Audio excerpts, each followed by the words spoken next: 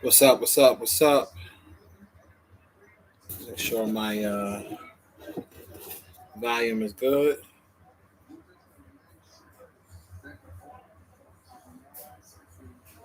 Let some people get up in here. Paul, what's the deal, bro? What's going on? What's popping? Make sure y'all hit that like button. Y'all coming up in here.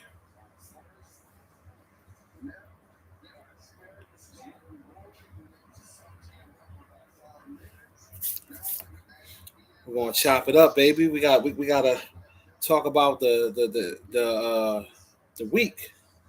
What's been going on? What's going on out here on these YouTube streets? What's been popping? We gotta see what's really been good. What's been going on with all the news? I saw African Bambaataa had his funeral.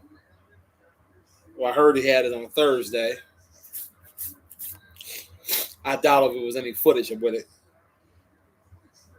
but yeah, he did. He did have his funeral.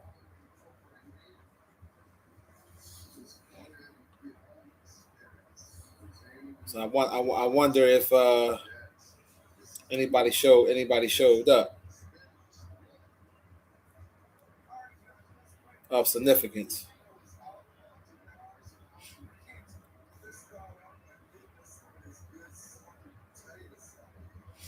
Hold on one second, y'all.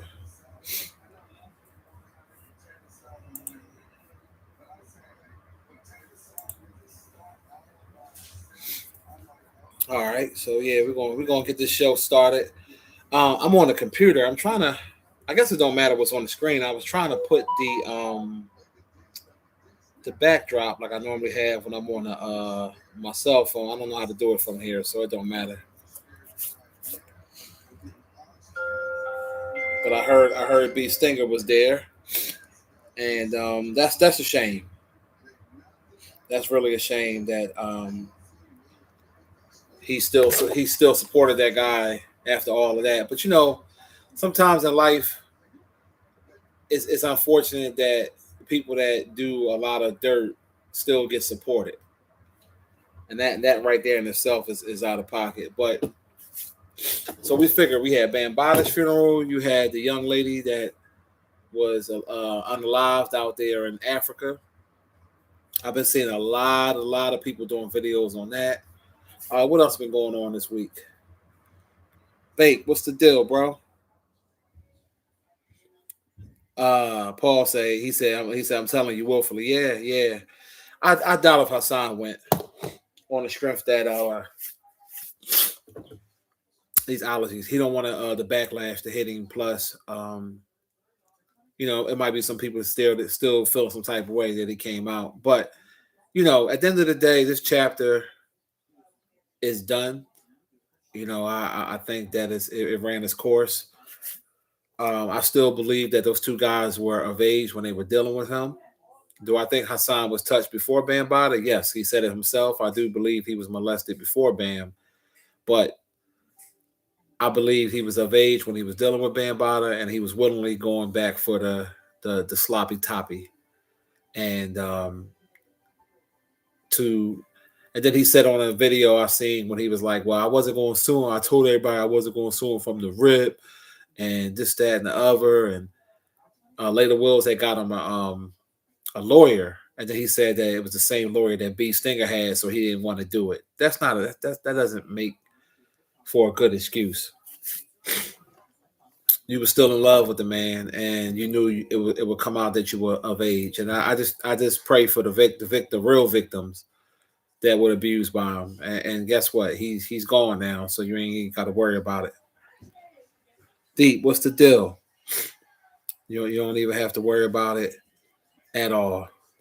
So, well, no, the funeral was already it already passed. The funeral was Thursday. So 9 times out of 10, he didn't go because B Stinger was there. B Stinger said the service was good or something like that.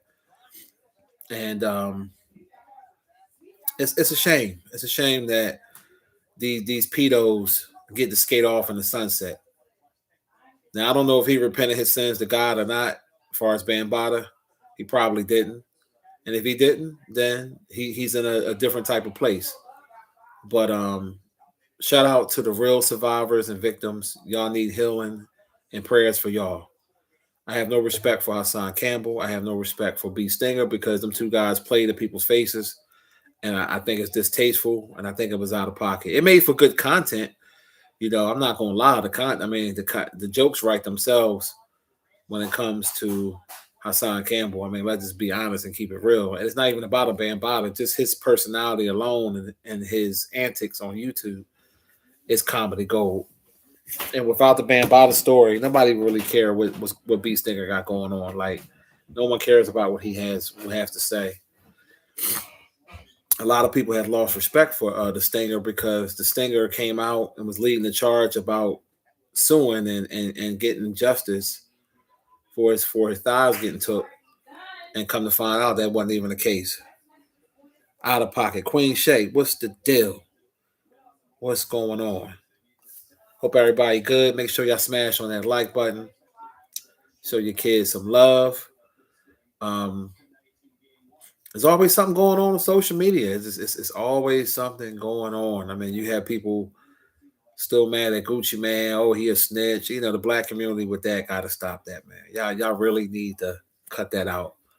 At the end of the day, let somebody force you to do something you don't want to do and take your jewelry. What you gonna do?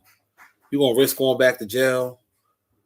If you can't handle it right then and there, that's self-defense. But if you can't handle it right then and there, it's called premeditated. See, some of you idiots don't understand that. If you don't act right then and there and you go after the fact, that's called premeditated assault or premeditated robbery or premeditated murder. So with that being said, if you do that, then it don't matter that you were a victim at that time. They're not gonna look at you as a victim because you didn't act right then and there. So Gucci a family man now. I know what he said in the past. I get it, but people grow. Whatever happened to people growing? Let's just keep it real. People grow. People change, man. I'm not the same person I was 2 weeks ago. So imagine what people can do in years. So you got to view it that way. All that snitch culture and all this stuff is dumb stuff. Stop it. We gotta stop with that. We gotta really cut that out in the black community. I think that's some BS. It really is. But people like to glorify a lot of the dumb stuff. I've been seeing this week stuff with Floyd Mayweather, and a lot of people are taking. They don't know his exact finances, but they assume that he's losing a lot of money or going broke, and a lot of people are celebrating that. And my thing is, that don't do nothing for me personally. Like, all right, let's say for sake of argument, he is going broke, right? Going broke as far as Mayweather status. How does that really affect my life personally? It don't. So I don't really care. It's you know what I'm saying? Like sometimes we just wish on each other's downfall, and it doesn't do nothing for me personally. It just don't. I can care less whether he has $1 million or $1 billion. Like, it ain't going to me. It ain't going to me at all. So it's wild.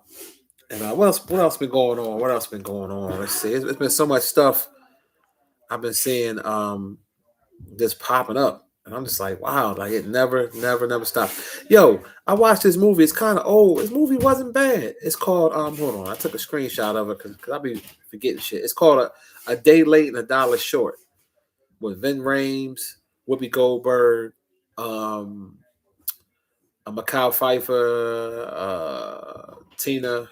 I forgot her real name. Tashina Arnold, from Martin, and had someone. It was a pretty good movie. Came out, I think, in like 2014. But I watched that earlier this morning. Wasn't bad at all. So Yeah, that Michael Jackson movie about to come out, so I think that come out on the 22nd. Definitely going to see that. You know, I want to see how his nephew did, and I think that'll be good. Cashmere, what's the deal? What's the deal? What's popping? What's the science with it? What's the science? Yeah, Shorty was from South Jersey too. That girl, that got killed, Janae, whatever her name is. Yeah, she was from the Philly area, right outside of Philly.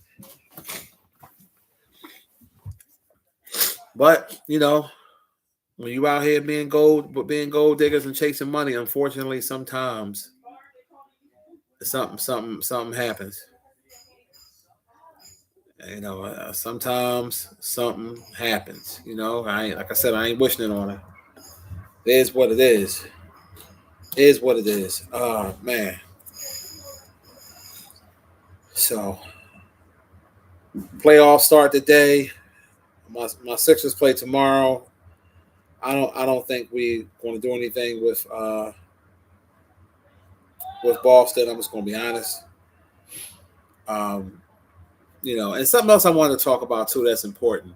This generation don't have no role models. We wonder why the Pooh Shiesty area of dudes out here just wilding out. They don't have no role models. They have nobody to look up to. They have nobody to respect. They don't respect older people. They don't respect women. They don't respect kids. I had a situation, a daily crash in West, I think it was West Philly the other night, and it got caught on video. A Dodge Durango was flying down Walnut Street, ran a red light, and hit this car and killed the person and the dog. And the three that was in the Durango survived with minor injuries, and the cops didn't even lock them up. They were speeding, ran a red light. An innocent bystander was driving by, got their car crushed. They passed on along with the dog, and then they all were in their 20s. And that's why I kept telling y'all our city is the way people were driving is I've never seen nothing like this. Don't get me wrong, when I was in Atlanta, it was bad, but they everybody don't respect stop signs, they don't respect red lights, they don't respect putting on turn signals. They just basically rest in peace to that person that lost their life. Rest in peace to the dog too, because I'm like, damn, like how the driver that blew a red light going at a high rate of speed don't get charged. These young guys, man, they don't have no respect. Hold on one second, y'all.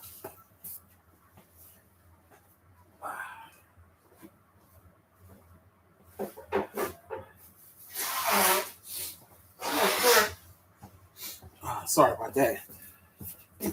Allergies be kicking my ass, but they don't have no respect or no regard for life at all. You know,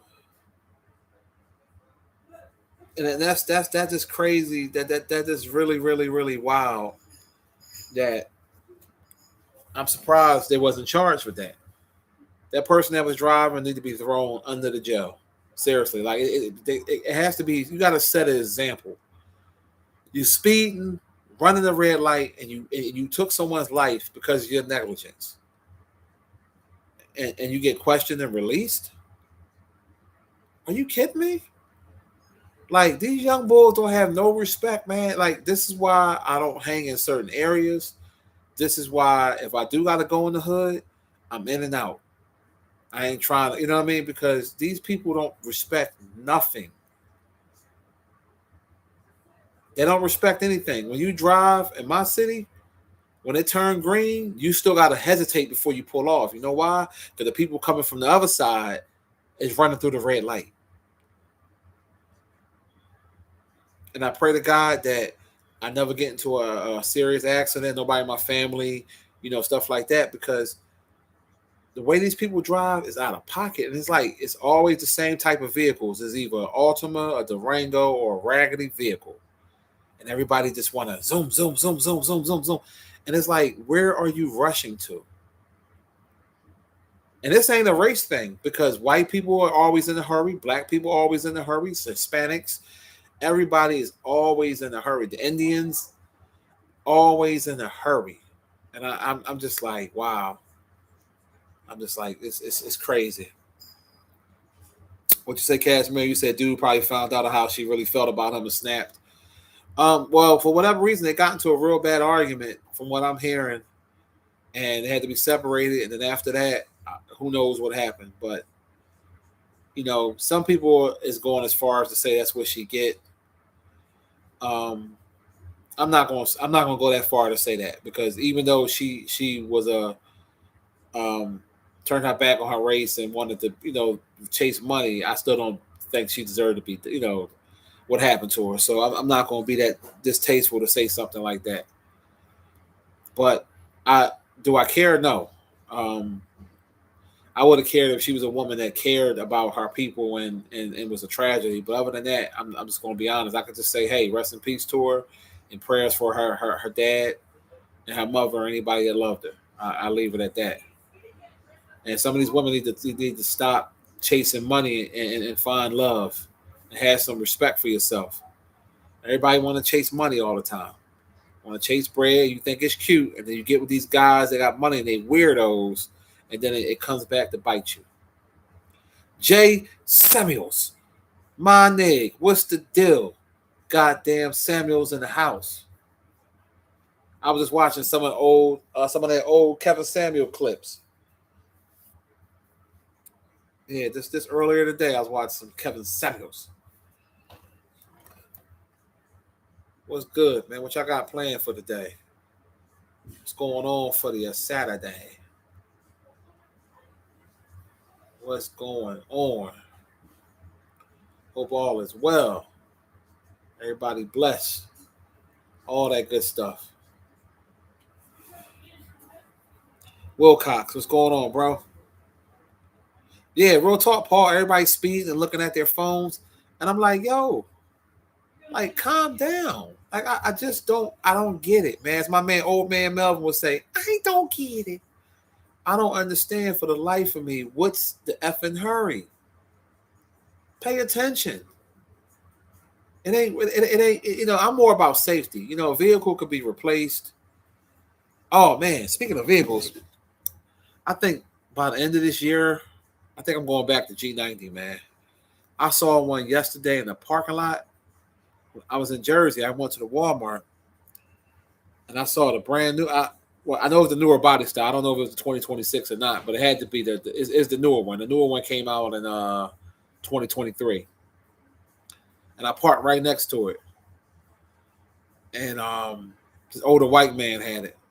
When I tell you that joint looked good, it was black, had the tint. Yeah, I think I ain't gonna lie to y'all. I think I might go back. I might go back.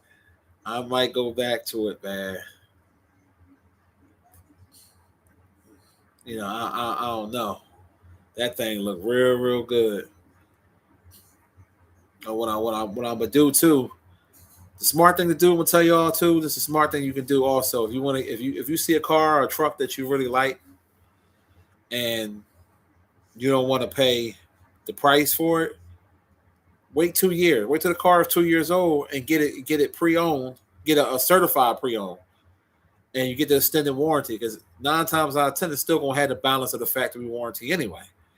But get them to add extra joint to it, extra couple years, so that way you have the it's the extended warranty, so you ain't got to worry about no major stuff, and you get the car way cheaper. You get the car way cheaper than what it is. Smart thing to do. I had to learn the hard way from buying shit brand new.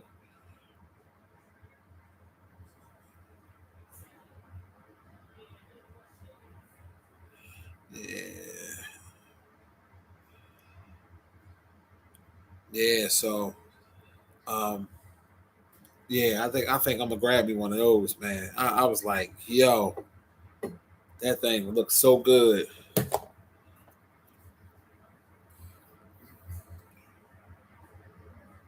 You say you have the event in Camden, June 13th. Oh, for your clothes. Casimir got jokes. He said I'm sniffing a lot. You said you said if I'm snorting coke, lol, you sick. Well, if you was paying attention, dickhead, I have allergies. I've been saying it. If you've been following me, you know I got allergies. So between April and May, my shit act up. But then once the trees are fully drawn, I'll be good. Talking that trash. Trizzy, what's the deal, bro? No, damn well I don't do no drugs. And I ain't sick. You just worry about busting them good tables at Applebee's and be the best busser that you can be at Applebee's. Matter of fact, don't even worry about me sniffing. Worry about you sniffing some coochie. That's what you need to be doing. That's what you need to be doing. Matter of fact, when I say my prayers tonight, I'm gonna pray to God that Wilcox finally has safe sex with a female. I know you get tired of making love to that right hand. I know you get tired of hunching that bed. You know what I mean? I know you get tired of that, but I'm gonna pray that you get you some, okay, brother? Yeah, you need it, bro. It's time.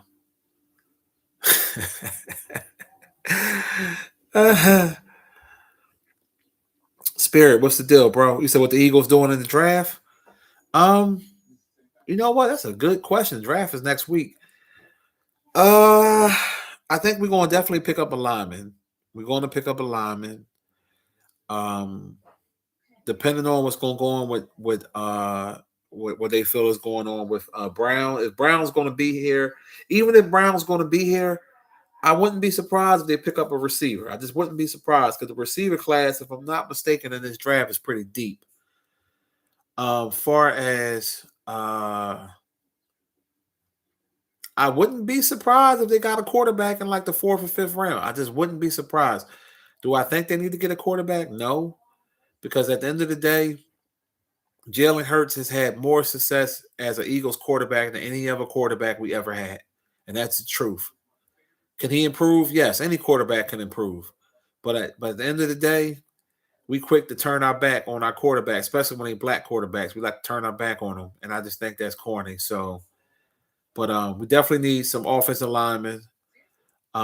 They might get a little defense, and we'll see.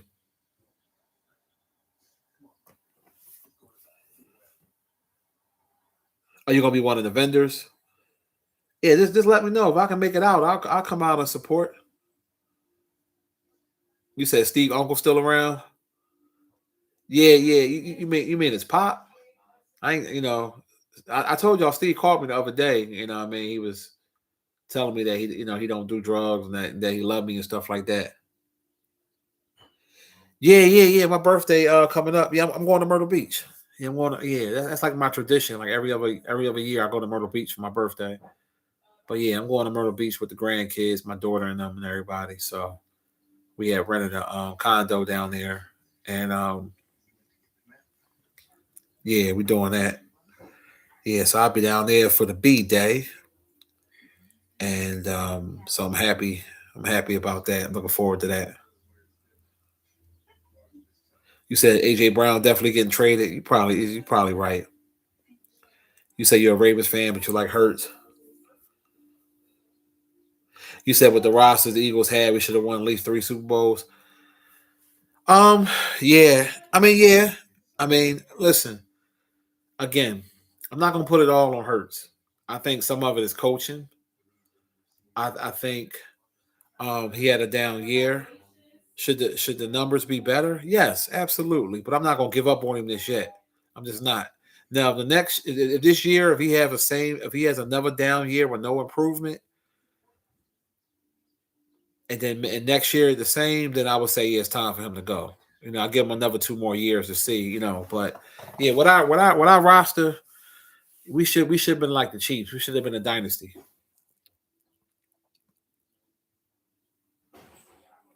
Oh, you said the one I caught hunching the bed. Oh, you talking about yeah, his uncle's still around.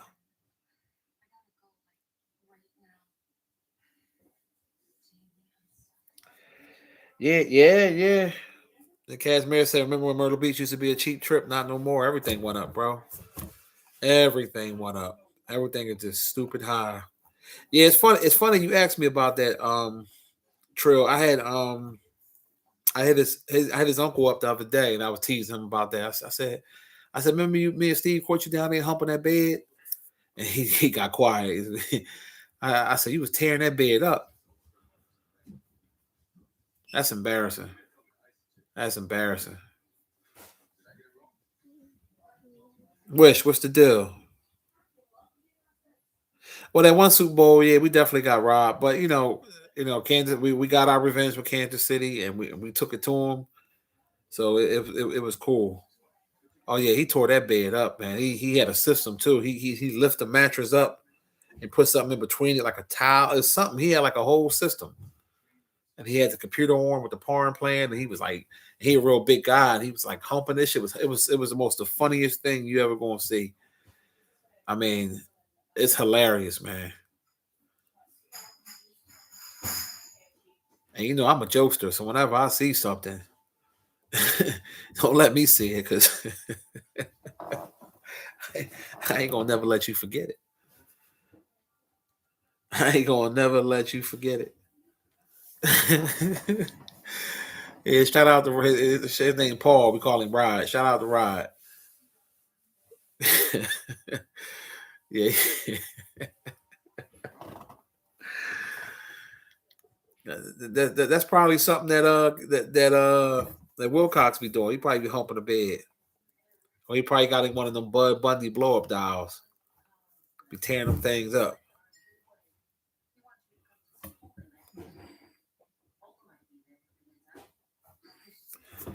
He said, "Why you gotta have that name?" I have no idea. Ever since I know him, they call him Rod. That's that. It might be a part of his name. I don't know. I even call I don't even call him Paul. I call him Rod. But it is fitting that Rod, and then we talk about him pumping the bed. It's hilarious.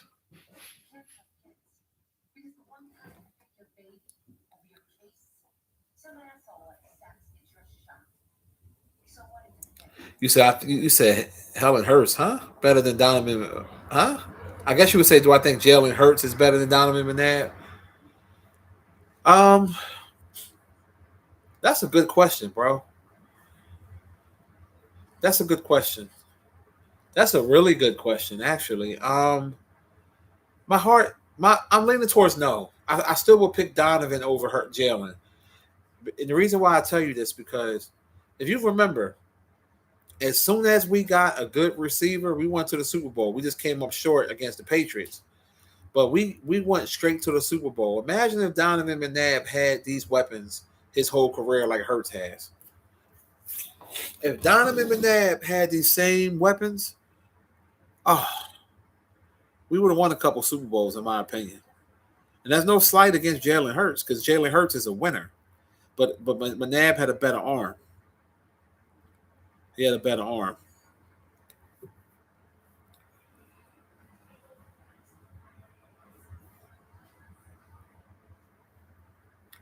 So uh, that would yeah, I would say McNabb because you gotta remember for a lot of years we had like people like Ty Pinkston.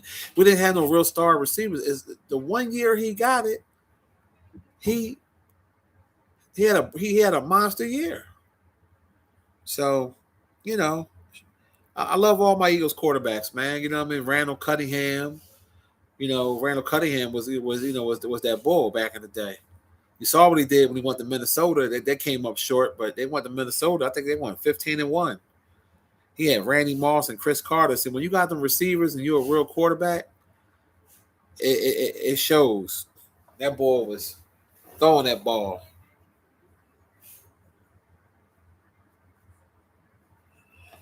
Yeah, yeah. Philadelphia always been good for getting rid of our stars. We should never got rid of Reggie White.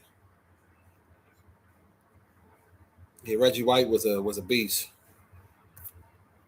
But listen. I'm blessed for us having Super Bowls that I got a chance to watch. Nick Foles, that remarkable playoff run. Jalen Hurts. So listen, we can't. I can't. I'm happy for them guys. Yeah, for real.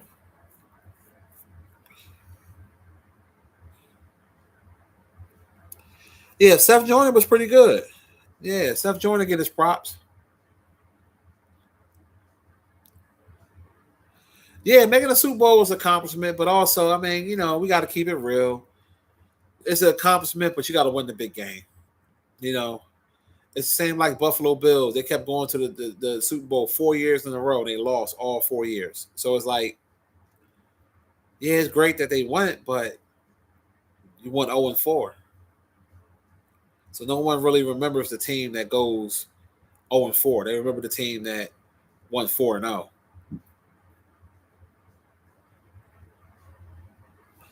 Yeah, yeah, yeah. Hopefully the halftime show will be better. I'm, no disrespect to my Latinas, but I don't want to hear that shit. I don't want to hear that. I don't want. I don't want to hear all that mumbo jumbo. We're in America, Jack. English, English. I want to hear English. No, I don't think the Sixers are going to get swept. Sixers are going to probably win 2 games, but we definitely losing. Yeah, they need to let Chris Brown do it. Shit, matter of fact, I think him and Usher about to go on tour. So why not? Shit, why not have Usher and Chris Brown had to do the Super Bowl John? That'll be epic. Imagine both of them being the headliners. That's what Jay-Z should do. He should have Usher and Chris Brown. Bang. That right there would appeal to everybody. Who don't like Usher and Chris Brown?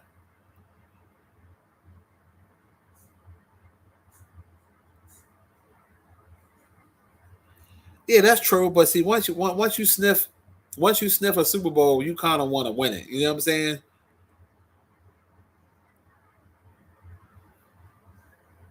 That just what that is. That's how I view that. Any Umar Johnson updates? I haven't clicked to see what he's. Matter of fact, let me go on the King Kong concert. Let me see what he been up to, man. Because Umar is comedy, man. Umar Johnson is comedy. Let's see what the Prince of Scamming been doing.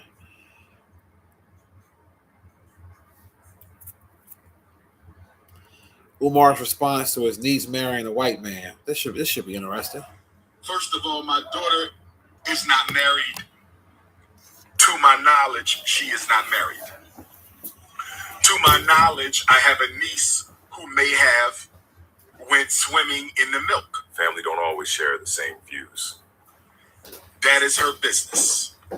I love her dearly. I don't agree with it. I don't condone of it. I don't approve of it.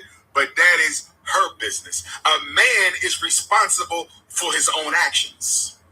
A man is responsible for his own actions. So if you want to go down the family tree and shake the family tree, all kind of snow bunnies going to fall out that family tree. But it ain't going to be a single bunny fall out of my tree. I'm going to say it again in case you didn't hear what I just said.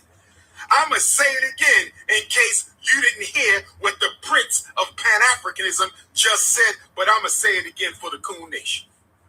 I'm going to say it again for the Coon Nation. If you shake that Johnson tree, if you shake that shoemake tree, a whole bunch of bunnies might fall out, but not a single bunny will fall out of the tree that I built. You understand me? A man is only responsible for himself. But I want to say this because I neglected to honor my beautiful African sisters today. So I want to send a peace and Pan-Africanism out to all my beautiful black sisters, especially with the natural hair.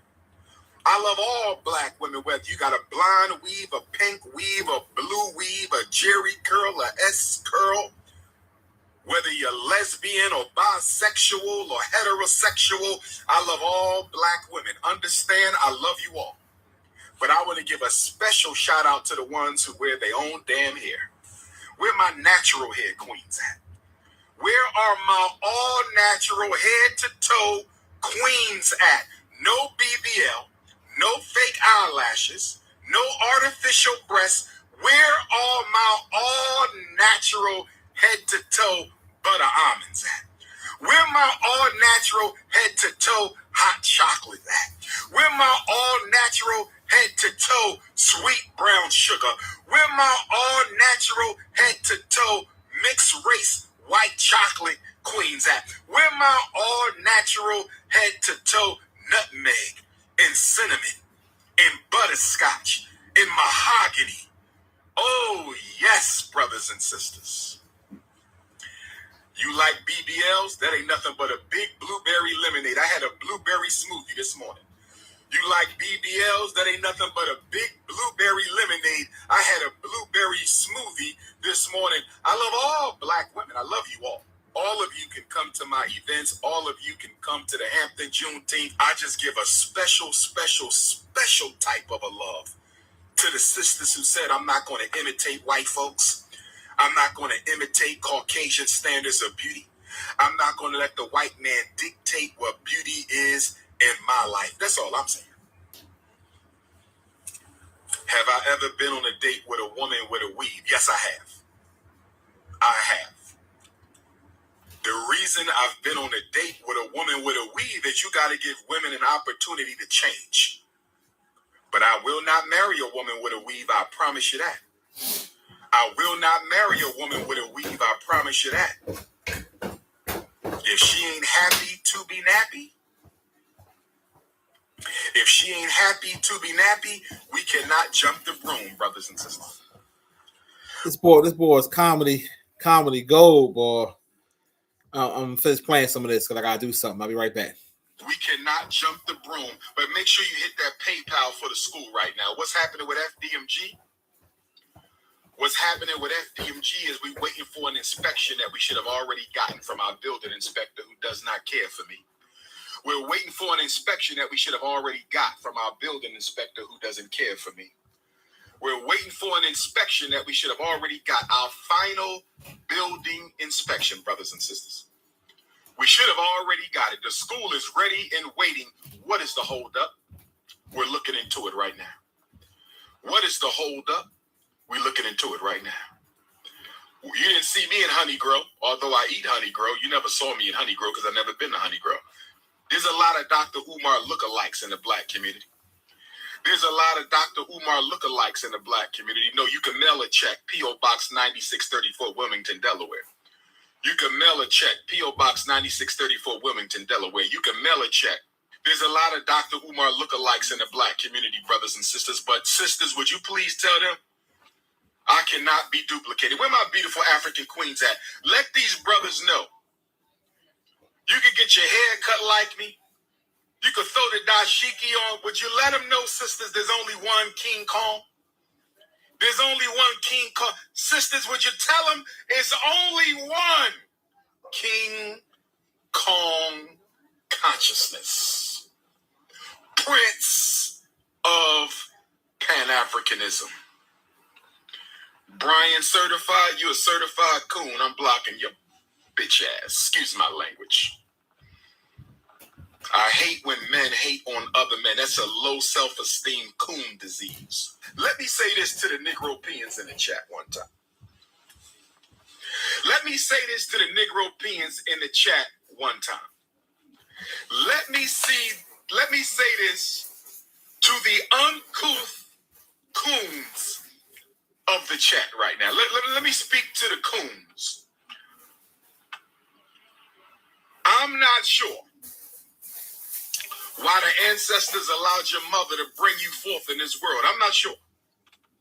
I haven't the slightest idea why the Almighty allowed your mother to push you out into this universe. I have no idea why you coons were born. I just want to be honest right now. All praise to the ancestors. But I want to be honest, if I may. I don't know why some of you dusty, crusty, goofy, never serious, non-productive, doing nothing for you community coons. I don't know why the ancestors allowed you to come through. But I tell you what. We have a place in Minnesota called Coon Rapids. Yes, we do.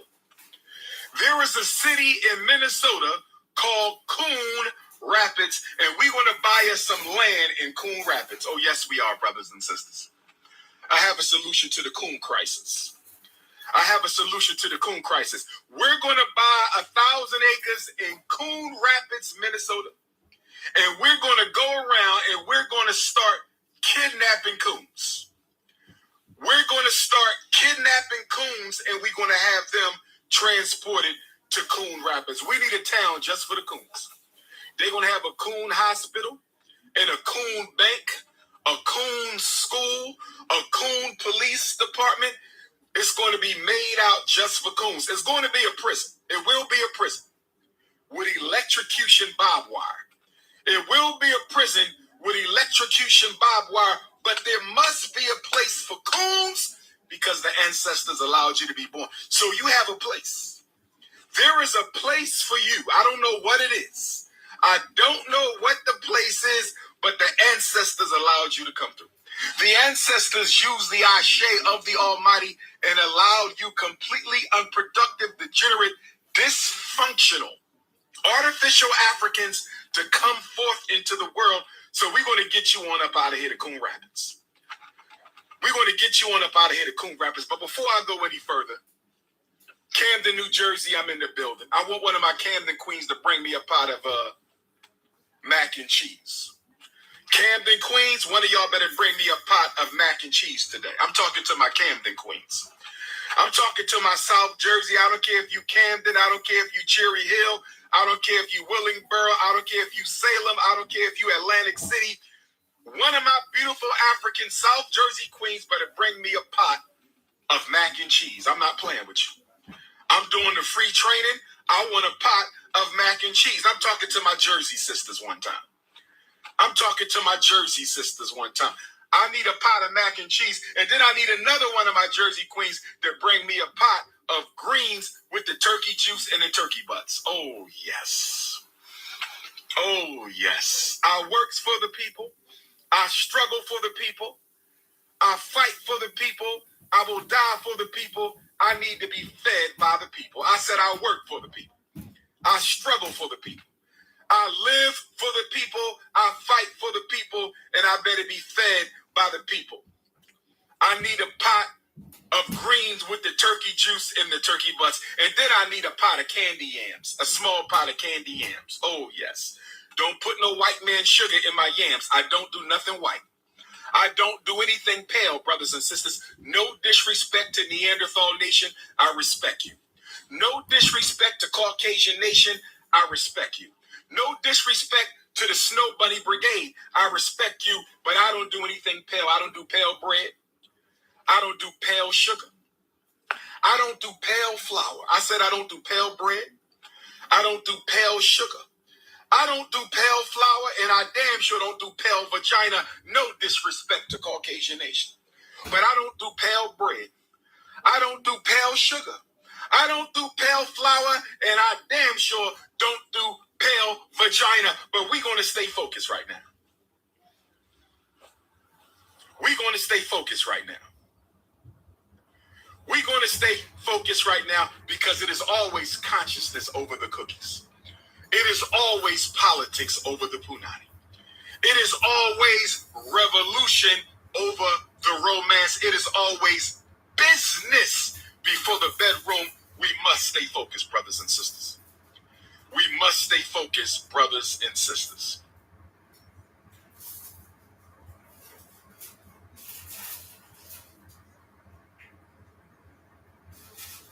Your emotions came from within you.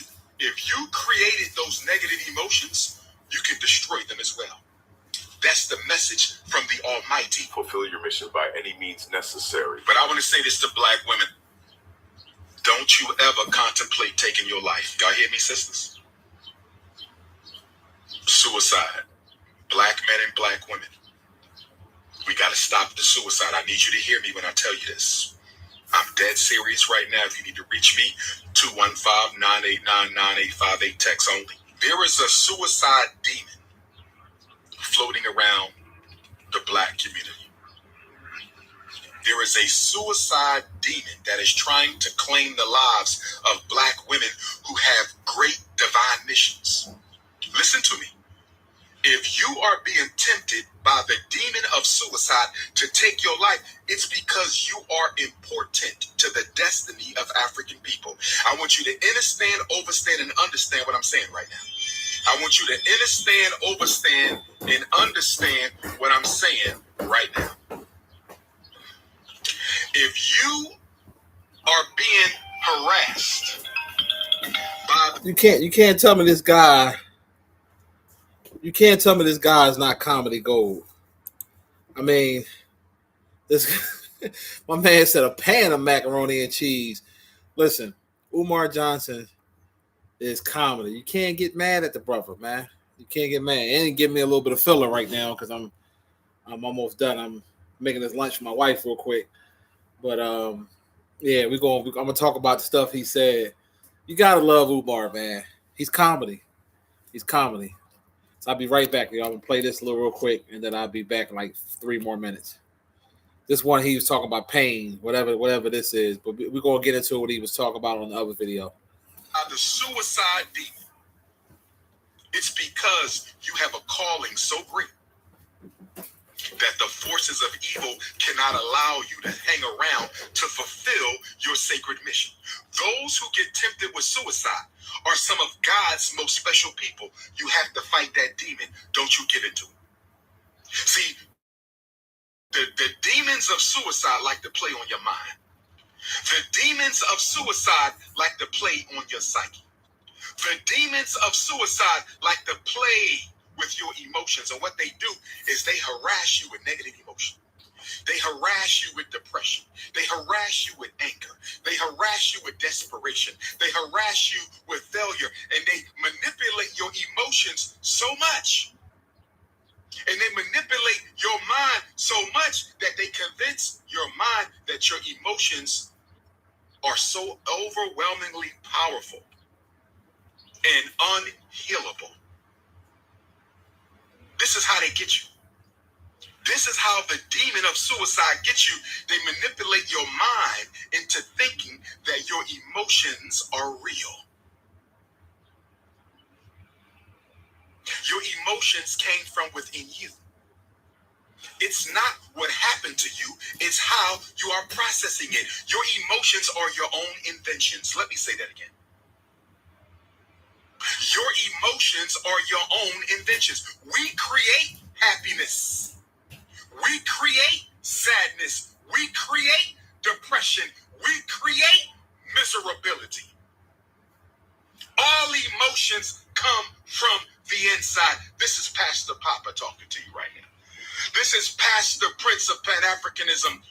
So if they come from inside you, if you created those negative emotions, you can destroy them as well. That's the message from the Almighty. If you created your negative emotions, you can destroy your negative emotions. Don't you ever let something you created make you think it's more powerful than you. Don't you ever let something that you created, don't you ever let something that you created make you think it's more powerful than you. Your emotions are your babies. Your emotions are your babies, created from your mind to work against you. A negative emotion is a self-curse. I'm going to say it again. A negative emotion is a self-curse. You are cursing yourself when you are repetitively sad. You are cursing yourself when you are repetitively angry. You are cursing yourself when you are repetitively depressed. You are cursing yourself when you keep on saying, I can't improve my life. That's not a fact. Prove to me you can't improve your life. But what you need to understand is when you say it, you curse yourself. And when you say it over and over again, not only are you cursing yourself, you are programming your unconscious to execute the curse.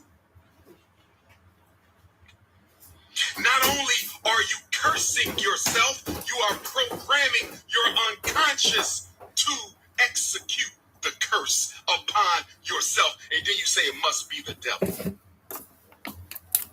Let me tell you. All right, y'all, I'm back. I am back. Sorry about that. All right, so that damn Umar Johnson, man.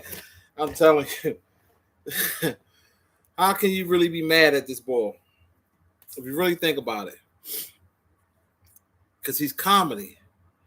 When you know, when you know what it is, you know what it is. It's still he got that silver tongue. He got that gift of gab, and he's comedian.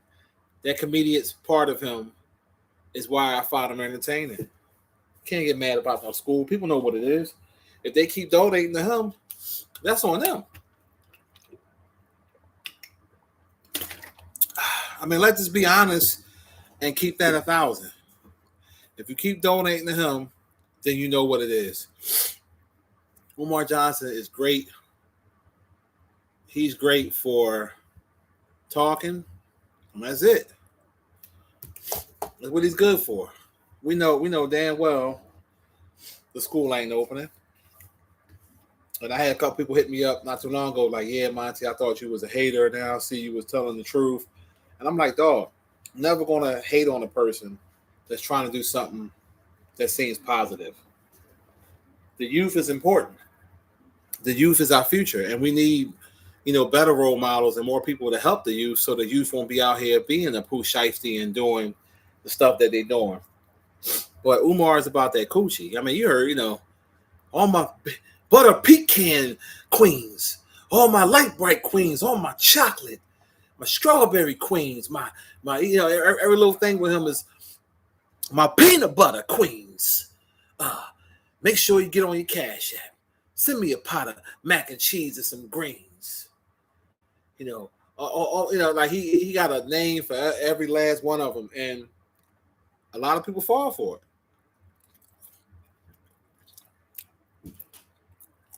And at the end of the day, why be mad at it? Because you know what time it is. And I'm never going to be a player hater of a man getting some coochie. I'm just not. He wants you to bring in food, rub his back, and suck his Shango stick. That's what it is. And that in itself, you know what it is.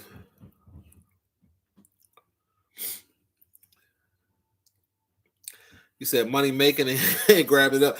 Listen, that's what he's doing. Santana, what's good?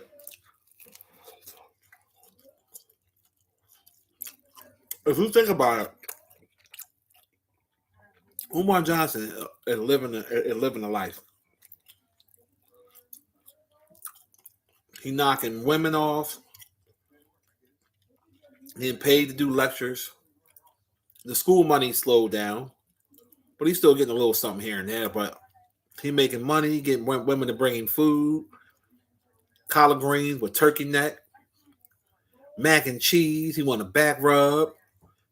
My Peter, what he be saying? My chocolate sisters, my peanut butter sisters, my butterscotch cream sisters. Like, dude is comedy, man. I've been said he should open up some type of do like pro-black comedy. I mean,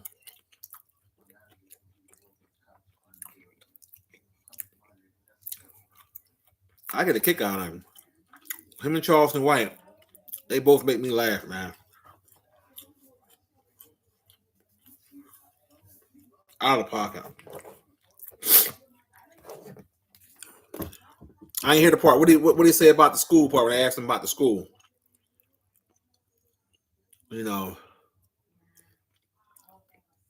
just like I told y'all when he said, "Oh, the school done. We just waiting for the All that shit is a fucking facade. And I told y'all hit that Cash App. I'll go up to the school and do an update. But you gotta hit that Cash App. Fuck that. High gas is too? Shit. Hit that Cash App right. I'll be up there. Real talk, babe. He's a walking parody. He's a walking parody. Hit the nail on the head with that one. That's exactly what he is. He's a walking goddamn joke. And it is hilarious. I mean, remember when he got into it with the one I called Medea? He said, "Shorty, gummy bear, my Shango stick." See, us Philly brothers, we just naturally funny.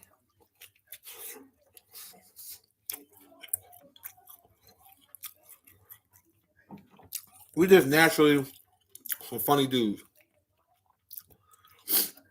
My man said, "Shorty, gummy beard."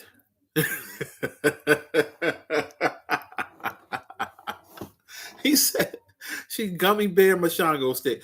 You can't get that type of comedy unless it's from Philly, man. I'm sorry, man. We just got a certain we have a certain a certain thing about us that we got our way with words.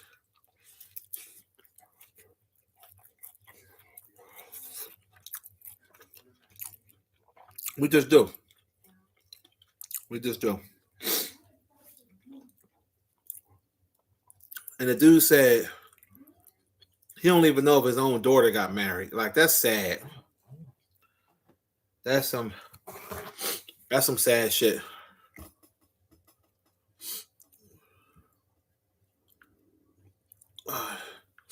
Like, this shit don't make no sense.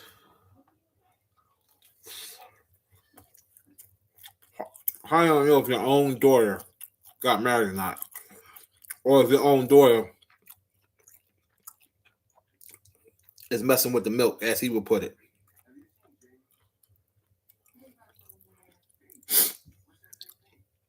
I'm telling you. Goddamn Umar Johnson. Which call don't have a channel no more? I can't find his news, or he hasn't been posting. Bosco 100. I see him all over Instagram, but I don't ever see him on YouTube. Because I'm thinking about getting back in my parody gag bag. But he's one of my favorites to do. I like mocking Bosco 100. Bosco is one of my favorites. But I haven't seen no new stuff. I remember some of y'all like the Carcino for Life parodies I used to do. I can't find the nose. I got to order me a new nose to do Carcino and shit.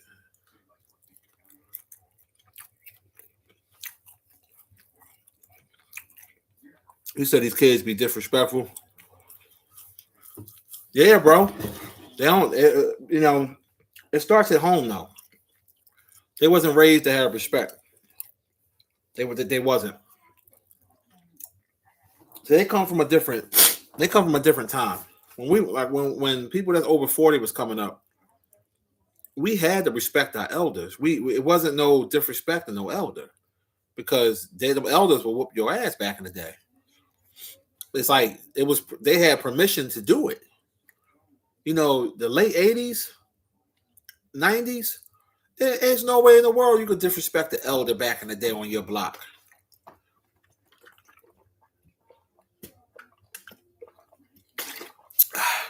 There's no way in the world. And some of y'all might have went to Catholic school, and you remember when the nuns can beat you with the rulers and all that. I mean, I'm taking it way back, but these kids now, that's the problem. They don't get their tail whipped. See, back when we was growing up, we got our ass whipped. And when we act up, wasn't no calling no DHS or no human services. And you kidding me? Because it wasn't abuse. It was basically you getting your ass whipped when you was acting up. And that's what some of these kids need nowadays. And they never got it because a lot of these women, I ain't going to blame it all on the women, but some of these women, basically picking the wrong dudes, and you grow up single. So the father's not around.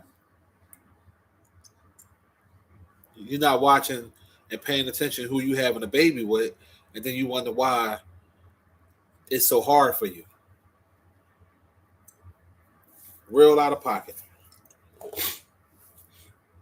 Don't make no sense.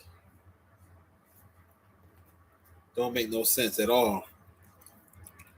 Cashmere said Umar's a clown to him and a bigot. Man, they do make me laugh, man. He just it's just comedy, man. I'm telling you. I love when back when me and him used to go at it. He was talking that shit to me, man. I was loving that shit, man. You just don't understand. Shit was hilarious to me.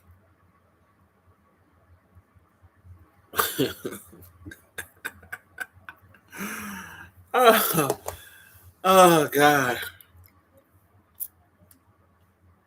Now I don't like when he blamed the community for why he ain't opened up the school. Like if you would have listened to a lot of people that was giving you game on how to get bigger sponsors, you wouldn't be in this situation. Well, even Lord Jamal, I don't want no help for this person, that person.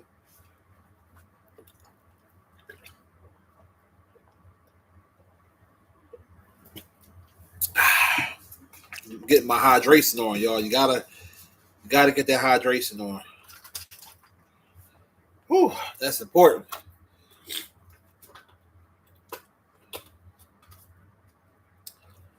Yeah, I'm going to Bonefish Grill tonight. I ain't been there in a minute. Y'all been to Bonefish, right? Cashmere, they got one not too far from you out there in Jersey. Straight up 73. I'm going out there tonight. Gonna get some good food.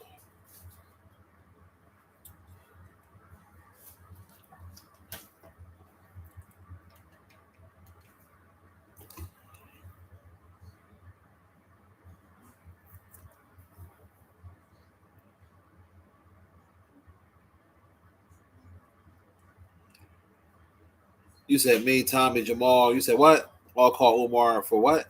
Was jokes? I don't know what you was trying to say, because you know how sometimes when you type and stuff might come up different, or I don't know how you doing it. Or were you saying we all use them for jokes? Like what are you saying?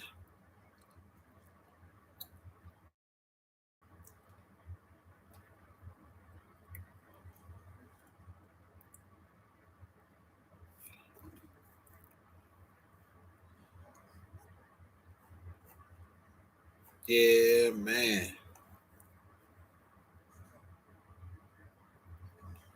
I don't even know what Gilbert's is, bro.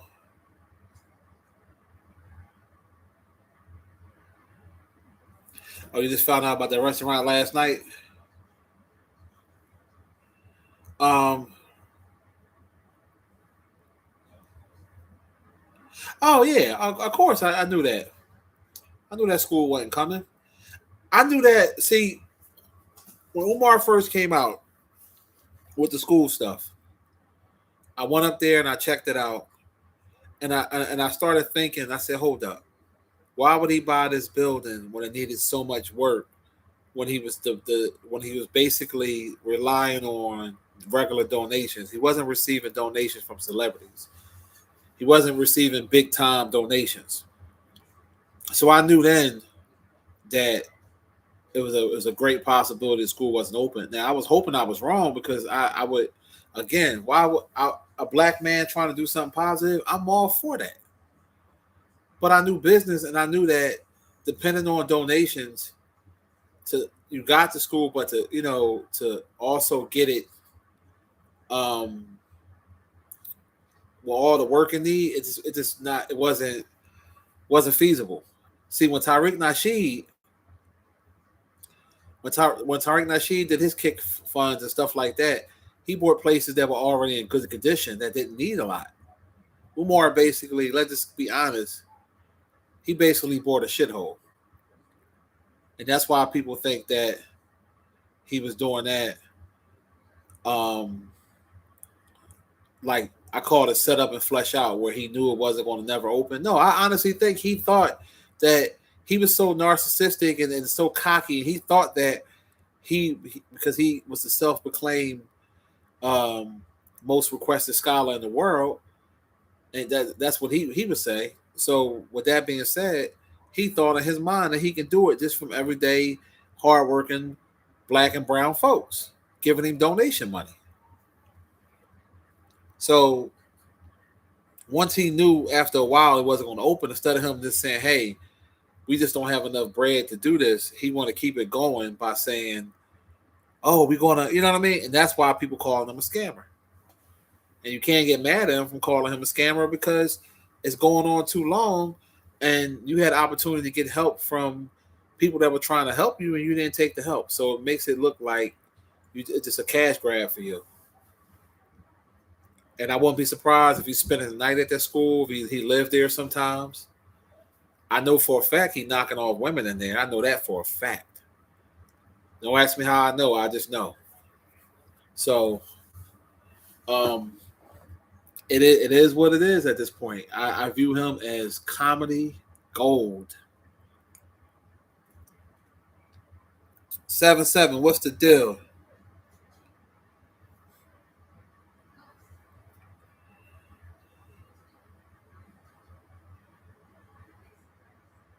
You say he really wanted to do it, but he got distracted by them buns.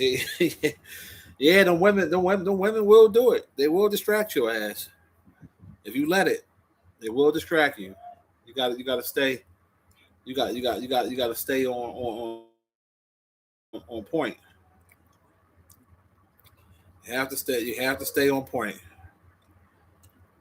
And that just keeping it 1,000. But I mean, it's fun. It's for content, man. At the end of the day, I don't take none of this stuff personal, serious or whatever. It's all in jokes. Like I ain't got nothing against nobody, for real, for real. It's all comedy.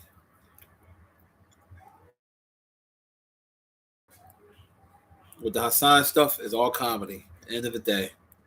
Same thing with B Stinger. B Stinger is funny to me. Just everything about Ronald Savage is funny. He talks funny. He looks funny. He just comedy. One minute he act like he's so feeble and is so innocent. The next minute he talking. You know what I mean? Like you can't take that guy serious, man. The man said, how can I say no to Bam? I'm Zulu. I'm Zulu for life. Stuff like that. I went in the room. He told me to pull it out, and I never jerked it before. He told me to jerk it. And he told me to go down on him. And he used to pat my head. I don't like that. You know. So basically, what he was telling us was Bambaataa used to choke him with his fucking dick. He used to hold his head down and hold it down there and shit, and make B Stinger gag on it. B Stinger said, he didn't like that. He wanted to do it himself. He did all that shit and then turned around and said he loved the man. It was a misunderstanding. How the hell is it a misunderstanding if this nigga pumping your goddamn thighs? And then let's stop. You know what? Hold up. Time out. Hold up. I just thought of something here. Let's stop with all that thigh me bullshit. Let's just keep it real. Man, Bambaataa was in them niggas' butts. Let's just stop it. All that thighing, that's bullshit. They saying that to make it so it won't sound as bad. So for real. If you got Bambaataa was a known gay man that you never seen with a woman. Gay people go all the way. They don't thigh. They go all the way.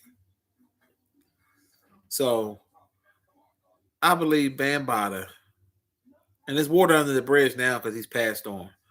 But I believe Bambaataa was in B Stinger's in B Stinger's keister, as well as Hassan Campbell. And he hit them niggas G spots. That's what that was. And that's why them niggas can't get over him. E-Man, what's the deal? What's popping? And he probably went back to thigh and B Stinger because B Stinger wasn't cleaning his butt properly. B Stinger ain't the most cleanest person. B Stinger. Getting too much dookie on my dick. I'm sorry. No, Bam. I'm sorry, Bam. I thought I cleaned it. Yeah, be stinking. I told you guys use wet wipes to go to the bathroom. You keep doing this. I'm sorry, I'm Zulu. I'm Zulu for life.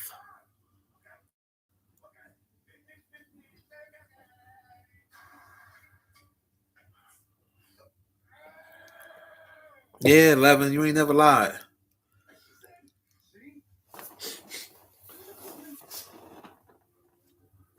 Yeah, you can't take them serious, man. I'm saying watching the old episodes of Power, the original Power. Old episodes. That's what it is. It's entertainment. It's entertainment.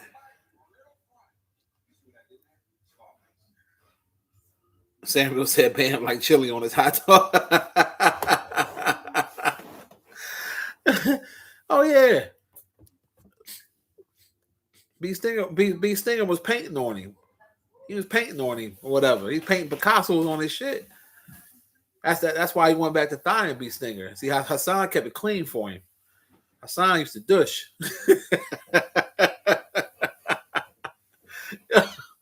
That's why Hassan will always be his favorite.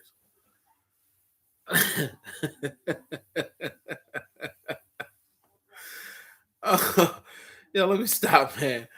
Yo, laughter is great for the soul. It really is. Oh,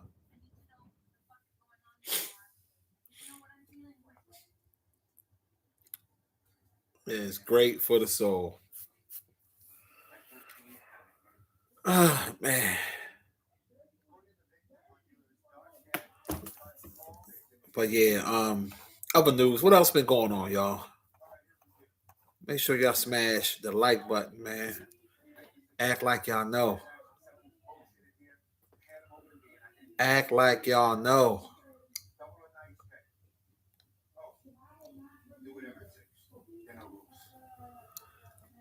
Yeah, for real. It was something else. Hold on, let me see something. It was something else I had saw. I'm trying to refresh my memory what the hell it was.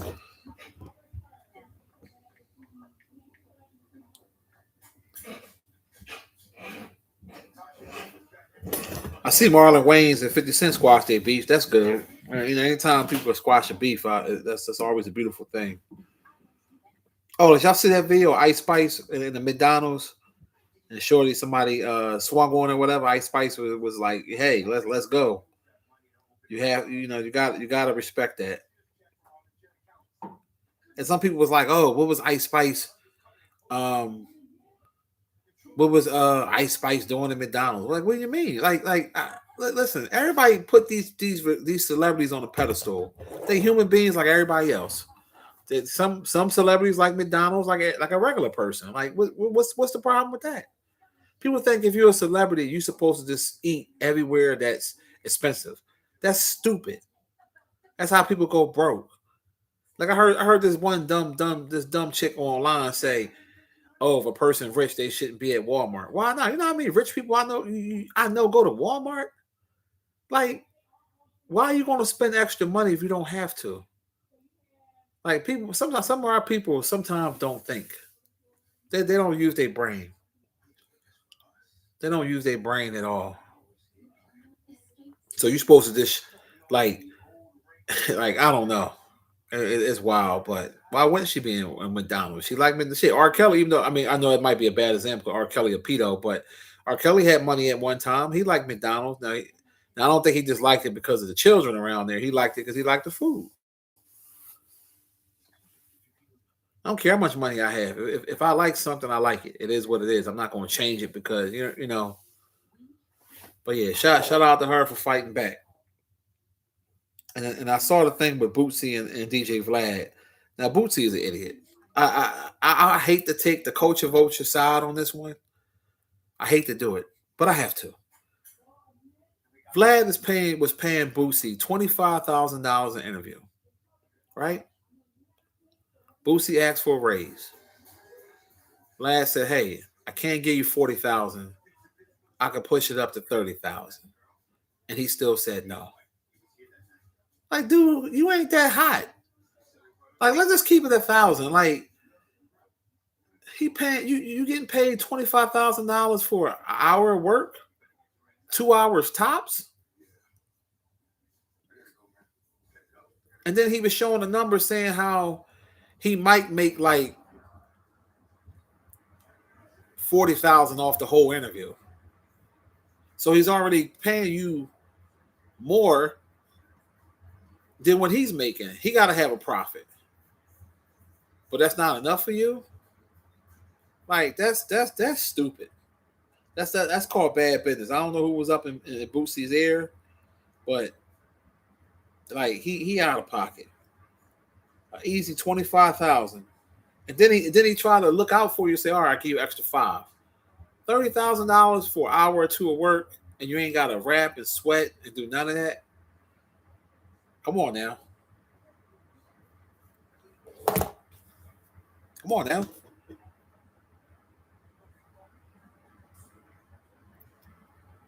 Yeah, like, and then it's not like when you said Usher Shack, as far as you know, go to Walmart. It's not like people are going to Walmart just to buy clothes.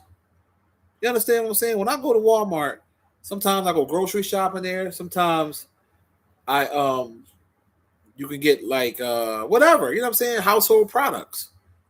Like I never thought it was you had if you're rich you can't go to Walmart. Or if you're well off you can't. I never heard of that. I never heard of that. Hell, where you think people be getting most of their gifts from? Walmart.com when you ordering stuff for people and stuff like that. You know what I mean? Like people be tripping. They be bugging.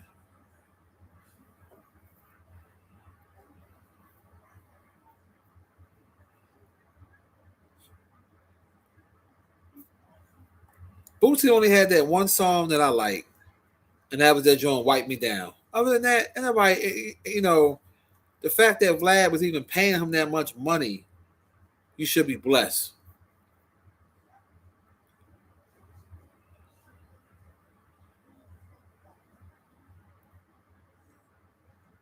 And then if you watch if you watch Ice Spice, Ice Spice always says she was down to earth. She said she'll prefer dating a regular guy over a celebrity any day. So I wasn't surprised to see her in McDonald's. Oh, you said that I see Trump claiming he's Jesus now. I saw some meme or something of it. See, I don't know what's real nowadays because there's so much AI. So I didn't really pay no mind to it, to be honest with you. But I did hear some rumblings of it.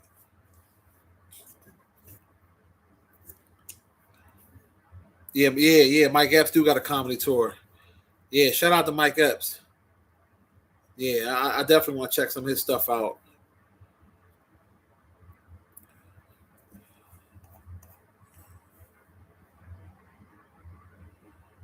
Yeah. Shot, man, ain't nothing wrong going to the dollar store. And then if you want to keep it 100, shit ain't even $1 no more. It's you know what I mean? It's really dollar plus because they got stuff in there from 125 and up. But man, listen, it's called being smart. If I'm in a supermarket around Thanksgiving time, Christmas, you know you gotta buy them aluminum pans. What I'm gonna pay $2, $3, $4 for a pan if I go to the dollar store and get it for $1.25. Same pan. You gotta be smart. Now I'm not going to the dollar store to buy my toothpaste. No, because I want the real deal. But I'm gonna go to the dollar store for certain shit. I don't give a fuck if I was a billionaire. You just gotta think smart. Certain things just cost what it is. It's no need for a lot of money. There's just no need for it to spend a lot of money on something. It's almost like when people go to Barclay Prime to get a cheesesteak, $100 cheesesteak. A cheesesteak should not cost $100. Even if you get a prime, you know, like the best beef or whatever, it might cost you $20, $22 or something. Like you just paying that just to pay it. Just like when people go out here and they buy somebody got a sneaker coming out and it's a celebrity or something, and all of a sudden the sneaker shoot out to $1,000 or 15, 20,000. Man, forget all that.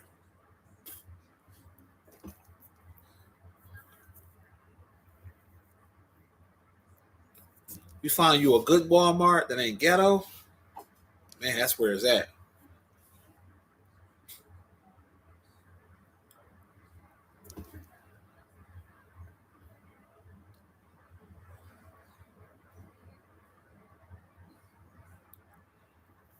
You say your mind you how they was clowning Kenya from the Housewives for shopping at TJ Maxx.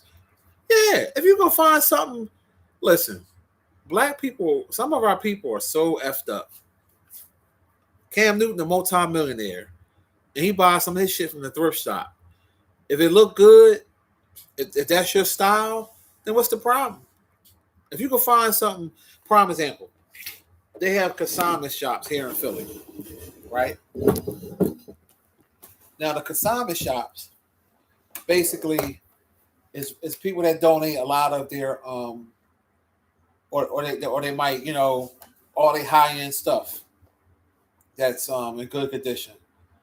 So if you were female, they always wanted a Chanel purse and you didn't want to pay the Chanel price, you can go to the consignment shop and probably get it for like $1,000, which is still a lot of money for a purse. But if that purse was $5,000 or $6,000, you get what I'm saying? And you'll be surprised what people do. And women dress cheap all the time and look good. The little tights you see women wearing, their little clothes. Their clothes don't cost much. You make the clothes don't make you. Always remember that.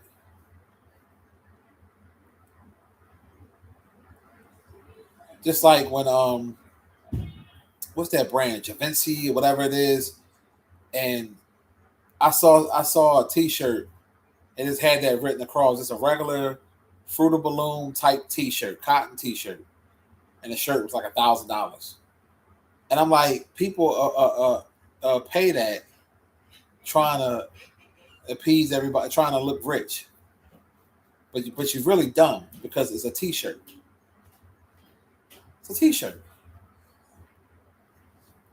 I'm all for it, though. I was in Gap yesterday, getting my daughter some clothes. I wound up finding me some shit in there too. I found, you know what I mean? We had not only did they have a sale, and we found a 40% off coupon. So we had like $600 worth of shit. And we wound up only paying like $2 something. Smart. That's called being smart. Just like I saw somebody clown somebody. Oh, you go to the Polo outlet. That's last year's stuff. Dummy, clothes don't never go out of style. It's which is what you like. So if you can get a polo sweater for like 70, well, there might be a little more than that even at the outlet store, but I'm just using that as an example. Let's say if you can get a polo sweater for $70, but in the store it's like $250, $300. What would you rather do?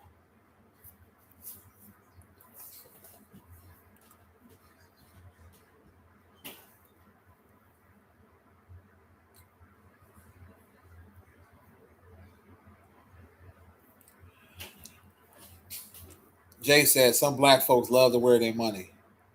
There you go. I mean, all of us got some nice stuff in our closet, probably like some stuff we spent some money on. But am I going to let that be my whole wardrobe? No, because you're going to overpay for shit that's not worth it.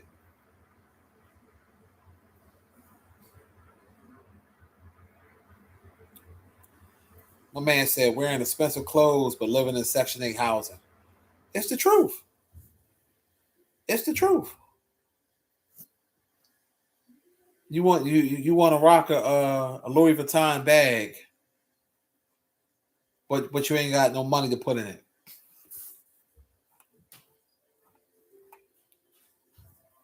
That's the honest to God truth. But hey, you know what? That's on them. That's on them. When you get a little more older and mature, you understand that stuff don't mean nothing. We all been in that phase before. Let's just be honest. But when you realize it's no different, then you wake up, because if it's different, if it's something's different, like as far as if you have a material that's unlike something else and it lasts and things of that nature. But I used that example that time when I went to Saks Fifth Avenue a couple of years back, and I bought me and my daughter and them was like these Gucci slides and all this shit. And I felt so stupid after I bought it, because I was like, hold up. This ain't no different than a Nike slide. To be honest, the Nike slide is more comfortable. Just a rubber slide with the Gucci colors on it, and you're paying 3-4 times what you'll pay for a Nike slide. Wasn't worth it. It's just not. And when you understand it, you wake up. The same material that's in a Gap hoodie is the same material in a Gucci hoodie. The only difference is it say Gucci on the front. Same people make it. They talk that Italian bullshit. They lying. Asian people make it. Look at Guess. Guess is my favorite jeans I like to wear. Right, I wear a lot of Guess jeans. Read the tag on your Guess jeans and see where it's made at. It's made in China.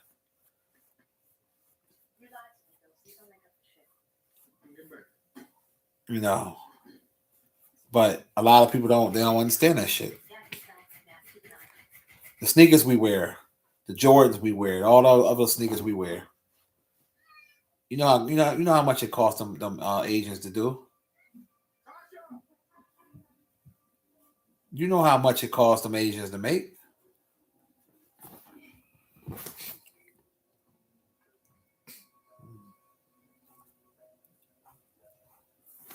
It's just not different. When you find you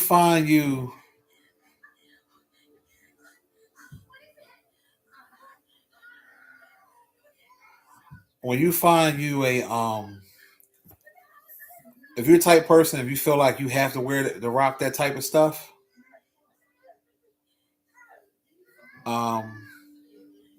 you find you a maker that makes it, meaning like them Asians that make it, and pay 80, 70%, 75% cheaper.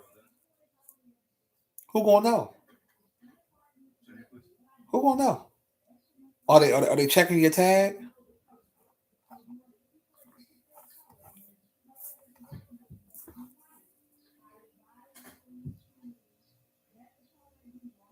Yeah, remember? Yeah, Trizzy. Remember I put y'all down with the plug?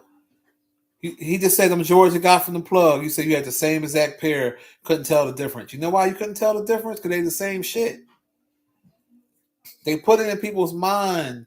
A lot of people fail to realize the Asians are the ones that make all of our sneakers, all of our Nikes, Adidas, and Reebok.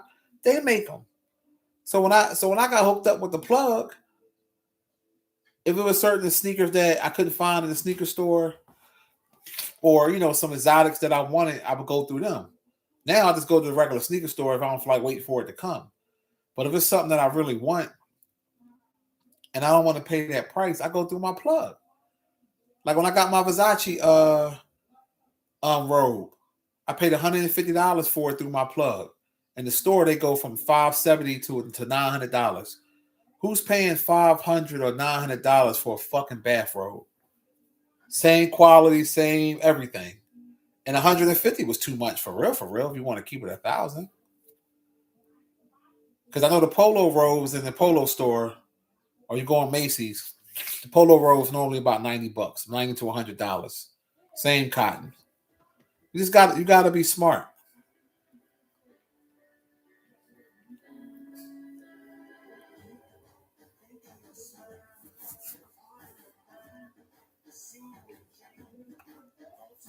So like if I want some, like I said, like they might have some throwback Jordans that online be like $1,800. I go to my plug and I might pay like $175. I'm not paying all that crap.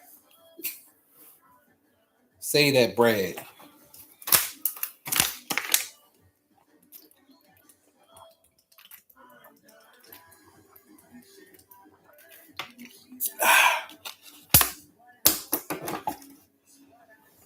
Keep that hydration up, baby. Whew.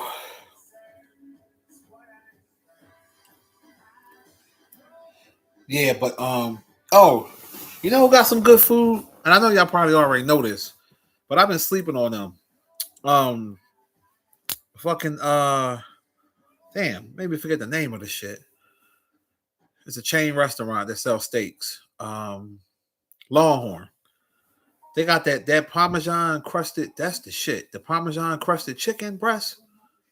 And when they put that joint on, they be having like a limited time. They be having a Parmesan crusted corn on the corn on the cob. Oh my, yo,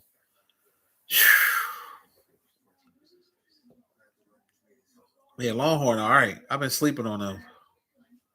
I went there. What was it last week? One of them days, and that shit was bumping.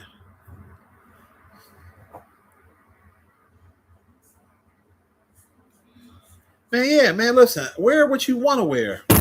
Don't worry about what people say. I wear what I want to wear. I rock polo. I rock Guess. I rock essentials. I rock Nike. I got Moschino, not Moschino. I got Versace. I got a little bit of Louis Vuitton. I got a little bit of Gucci. Um, shit, I rock whatever the fuck you know what I mean. Champion, whatever look nice that I like, I'm gonna rock it. Gap. I got my Gap shit. A little bit of everything. Depends on what I want my fit to look like. And you rock what the hell you like, man. Fuck these people.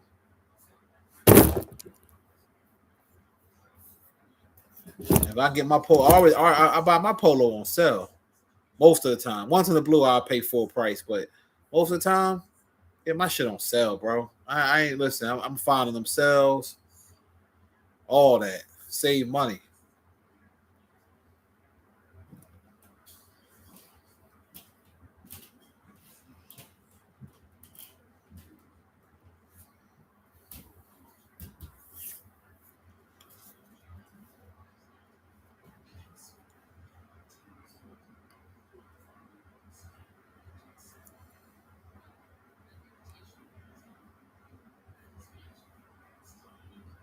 Yeah, there's good quality stuff that because I don't like shit that you gotta keep hanging up all the time. Don't you hate that? Because certain clothes you buy when you wash it, when you put it in the dryer, shrink. That's the worst right there. You gotta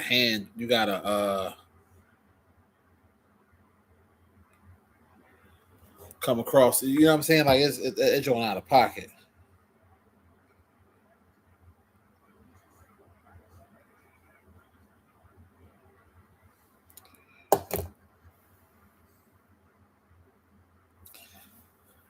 You don't like that food, Queen Shay? That's because you country girl. You that Connecticut country. What you have from them? To be honest with you, I only had their steak like once, and I thought it was good. I always got that Parmesan crusted chicken, but I like them better than Outback. Now I'm going to Bonefish tonight. I ain't been to Bonefish in a minute, but Bonefish got that bang bang shrimp. Oh my god, that bang bang shrimp is shit. Matter of fact, look on the menu and see I'm gonna see what I want from Bonefish tonight. See what I need from Bonefish tonight. Look at their damn menu. See what they got. Cause I ain't been there in a minute. See what Bone working with tonight, baby. I already know I'm getting the bang bang shrimp, so that's gonna be my appetizer. Let's see what they got from the sea. And they got a Parmesan crusted rainbow trout. Okay. I don't know. Let's see. They got the crispy fried shrimp, bang bang shrimp tacos, blackened fish tacos. Let's see. Steam, so definitely gonna get my asparagus tonight. Gotta get the asparagus. see.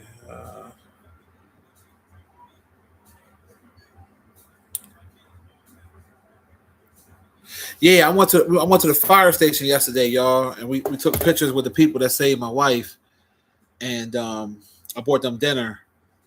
I went got them some food catered or whatever, and they were real nice people, man. I wish all of them was there. Well, the ones that were there were, but I wanted to meet the chief and stuff and all that. But yeah, we took pictures with them, and they gave her flowers, and because I told them I was coming, and they gave us a little sweatshirt, and they were really nice, man. Like I told you, it made me have a newfound respect for human beings, man. Like just people in general.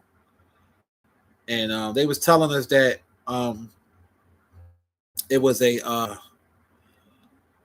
flagger that was there that started CPR, but it was also an off-duty police officer that was there on the scene. I didn't know that till yesterday. I knew about the flagger that did the CPR. And they had a what you call it machine? They call it AED. Like that, the blessings of God, man. And I was telling her what she had was called. I'll tell y'all exactly because I always get it mixed up. It's called VFib. You can look it up.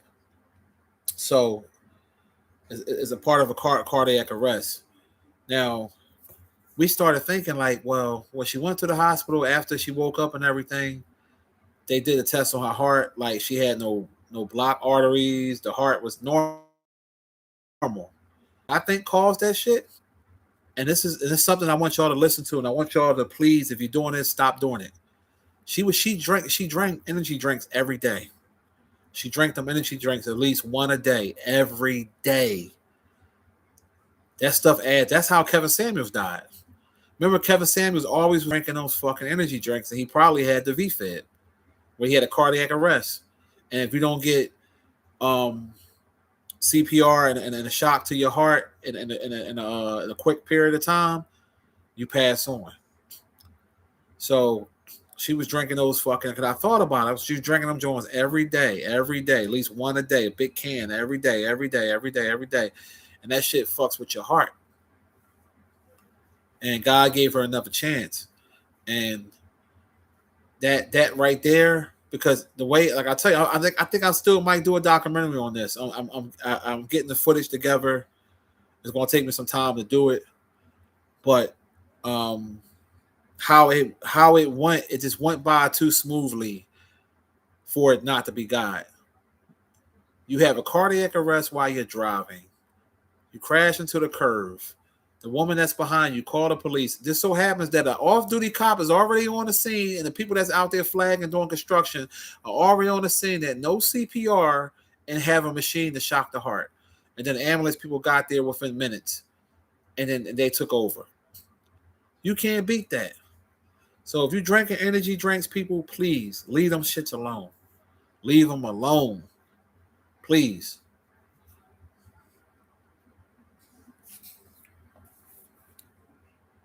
Be more. What's the deal?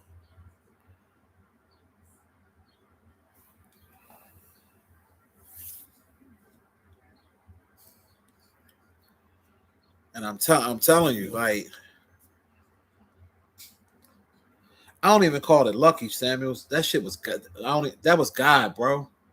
Like I didn't. Y'all know me, man. Y'all been listening to my channel. Y'all know I wasn't rocking with God like that. But when I seen how everything went, that couldn't have been nothing but God. Because she go to church every Sunday. That couldn't have been nothing but God, and that made me have my faith again. That made me have come with peace and say, you know what? God is real. Like, you gotta remember, I got to the scene while they were working on it, while the ambulance was working on it. I didn't get there when they first started working on it. I got there when the ambulance was working on it. And I'm watching this shit. You know what I'm saying? Like, a lot of people don't understand. I know about trauma. I know I've been traumatized. This is the third time in my life I've been traumatized. You know, so when you see something, it'll fuck you up. And I just prayed to God, and I told him I'm back. I said this keep. I'm a work in progress. I still got a lot of work to do, but He know my heart, and I said, "Just please forgive me for my sins, and please help me be a better man, a better husband, a better everything." That's why I'm like, fuck these bitches, fuck the negativity, fuck all of that, man. You give all that shit up because you gotta look at the big picture. You know what I'm saying? And I'm telling you, that was nothing but God, because you can't go that long without having oxygen to your brain. You will die. And the fact that it happened back to back like that, that's nothing but God. And that's why I thank them people. You know what I mean? Like I said, the least I could do is buy y'all a dinner. They was like, man, it's our job. I said, I understand it. You know what I mean? But I was a man of my word. I came back, you know, I got, I got all of them, a nice dinner, drinks and stuff. And then we got one more chapter tonight. The woman that called that was behind her, we going out we taking her out to dinner tonight. My wife don't know about it. She know we're going to dinner, but she don't know the girl is going with us too. She gonna meet us there. Because I'm just so grateful. So we're gonna go do that tonight. And that'll be good. And it's a blessing. And it just made me look at life different and to see how many strangers helped her out. The flagger people that was there helped pull her out the car, started CPR. They got the machine out, the off-duty cop, the ambulance people, the people at the hospital, the lady that called. It was a joint effort of everybody basically being there, and it made me say, you know what? We got some good human beings out here. It changed my perspective. I'm sorry, I'm gonna be honest with y'all, man. Like it changed my perspective. So I'm just grateful. And y'all know I don't do church. And I told her I'll go to church with you and everything. Like I don't do church. But I told her, I said, I went to God and I said, listen, I'll even go to church. And don't get me wrong, you don't have to go to church to have a relationship with God. But I just want to support her.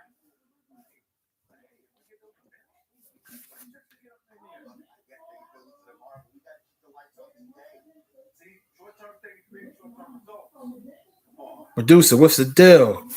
11, what's going on? You said what happened?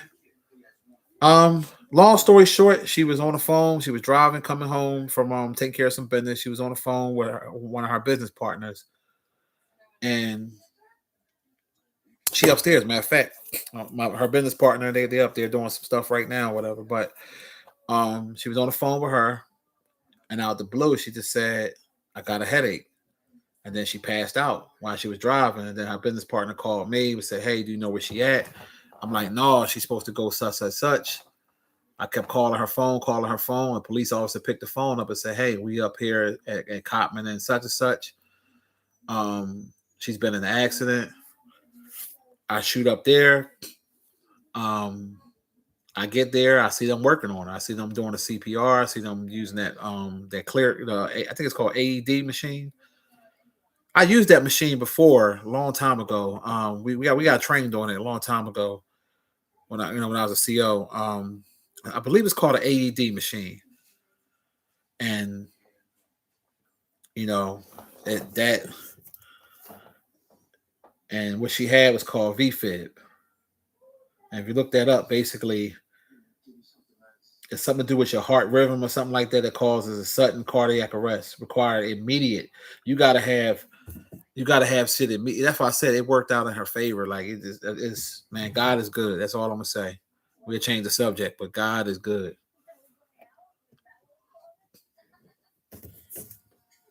Info, what's the deal, bro?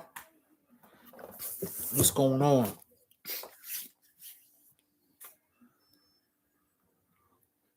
What's popping? What y'all got popping for the weekend?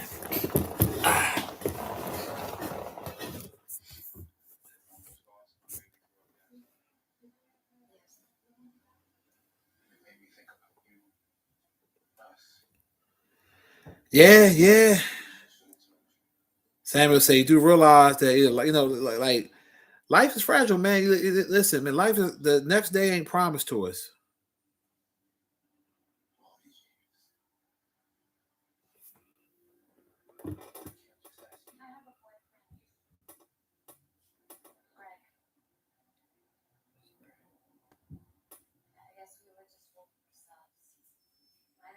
You said what you say, Queen? You said the doctor's telling your mom to prepare for a funeral. Nothing but God already. You said you give nothing but thanks. Hold up. You said the doctor said your mom is about to pass. Is she about to pass or is she make it through? That's what I'm trying to figure out what you're saying.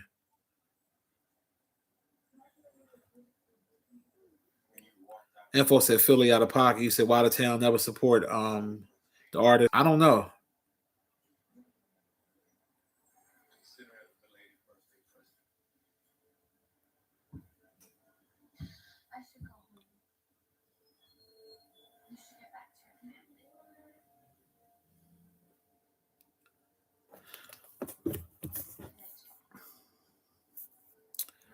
Oh, Queen, you said you talking about when your mom was giving birth to you?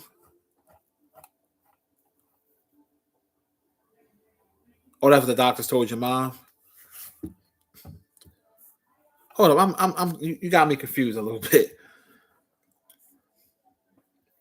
Are you saying when your mom?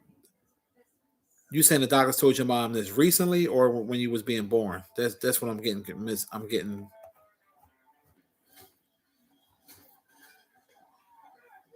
Oh, car accident 15 years ago. Oh, okay, okay. Yeah, God is good. I mean, it looked out for your mom.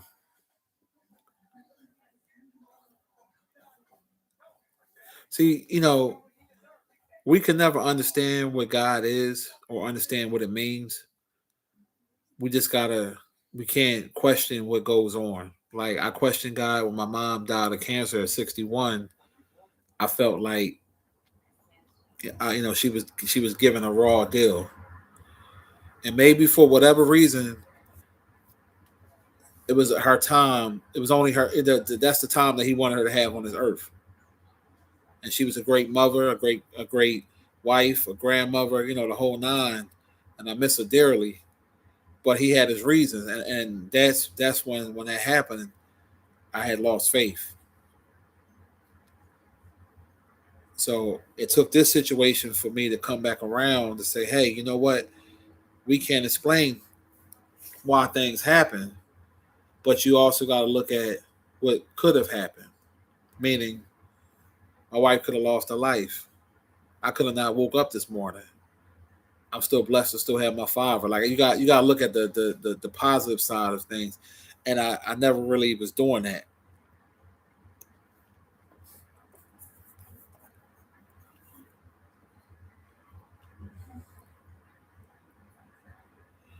Oh, you said for you.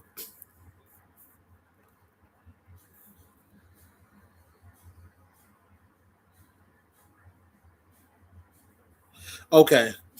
Now, yeah, now, okay. I'm reading it right now. I see what you were saying. You got into a bad car accident. They was telling your mom prepare for a funeral, and then that was 15 years ago. And now you're still here talking to us. God is good,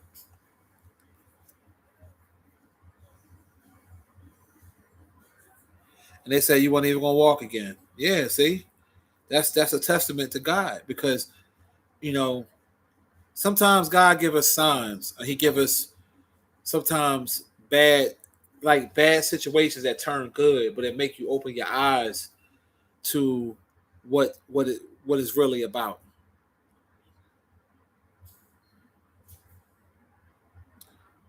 And that's a beautiful thing, you know. And it opened up my eyes. I can honestly tell you all that. Like I can be real and to say, hey, I and the only thing now that I'm doing is I'm talking to him and I'm reading the word to get things out of my mind. Like when I saw them, performing on her and stuff like that.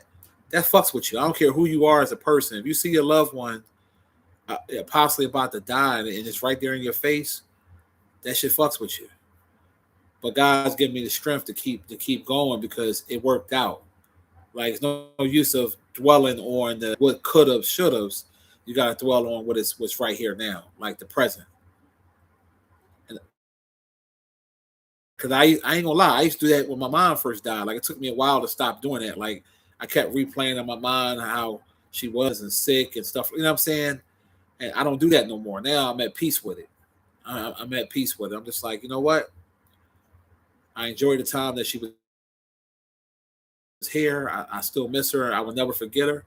And that's just what it is. I don't even let it really fuck with me no more.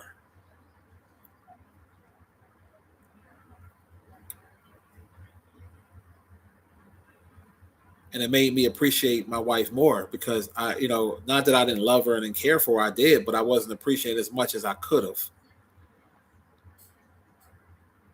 And make you get your shit together and say, you know what? You see how life can go just like that? Just like that. And in a blink of an eye, you could see a person 1 minute, next minute they be gone. So that opened up my eyes. I ain't gonna lie to you, man. That made me say, all right.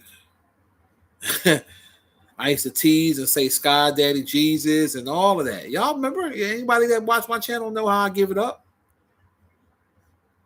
And this situation made me realize that she had guardian angels watching over her.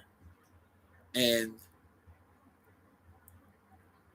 I want to live as long as I can live, and I want to be righteous. It's just that simple. But yeah, I'm glad you made it through, Shay. I'm glad that the doctor was wrong and that what they told your mama didn't matter because God had you. God said it ain't your time yet. The doctor told me she only had 50-50. When the first day she was in there, when she was on the ventilator, the doctor told me it was 50-50. He didn't even sugarcoat the shit. He straight told me. He said, it's 50-50. Then he said, oh my God, you're holding up so well. He said, I'll be a wreck. And I'm looking at this motherfucker like, you just sat here and told me 50-50. And because I'm not sitting here boo-hoo crying, like I had to stay calm. I had to try to keep it together. You know what I mean? Like, and that night I just went home and I prayed very hard. And I asked God for forgiveness. I asked him for all my ignorant ways, my ignorant behavior, the things I've done, all of that. I said, she don't deserve this. I said, please bring her back. Don't let her go. And that's how I know God is real. Because the next day, I'm getting goosebumps telling you all this shit. The next day I went in there. Literally the next day, hours later, eyes open. And that's when I knew then. I said, okay, it's something to this. I used to always listen to the Steve Harvey morning show, right? And I used to get irritated with Steve Harvey. Like, oh, he always talking this, God this, God that, God this. Now I know why. Even though I don't care for Steve Harvey as a person, I don't think he's funny at all. He's good for Family Feud, but I don't think he's funny. Like, if you listen to his show, Shirley Strawberry in the background laughing at every little thing. Steve Harvey like, ha! Yeah, ha! Yeah, we go over there and that girl crazy. Oh, Steve. She's a dick sucker. She laugh at everything. But the fact that he's a God-fearing man, and now I know why he give his praise the way he do. Now I know why. And like I tell people, you have different types of people that's religious. You have people that's them fake ones, or they go overboard. I'm not one of those type. I'm gonna respect God, believe in God. I'm gonna go to church with my lady, but I'm also still gonna be me. Meaning, I ain't gonna just stop cursing because of that. Because words is words. I'm not gonna act like I'm a Jehovah Witness, start knocking on people's doors, bothering people. No, hell no. I'm still gonna be Monty Cocaine Woodgrain, but I'm just gonna be into God and respect the word. Because I hate when people find religion and then they just change who they are completely. It's okay to change bad behavior. That's perfectly fine. But to change who you are, I just think that's corny.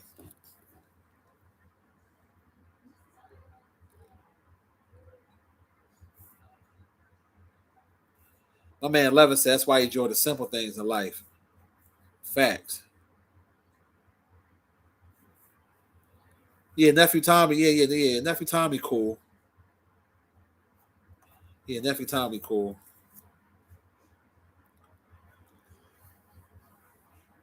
Yeah, the phone pranks and stuff like that. But if you listen to the Steve Harvey, I'm telling you, Shirley laugh at every little thing Steve Harvey say.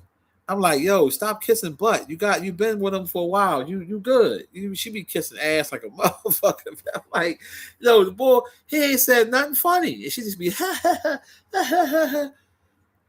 I'm like, what the hell is this shit? Just pay attention. Next time you listen to the Steve Harvey Morning Show, you're gonna think of me when I tell you. You're gonna be like, Monty was right. I listen to the show damn near every morning.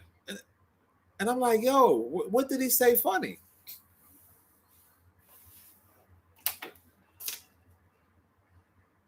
KB, what's good?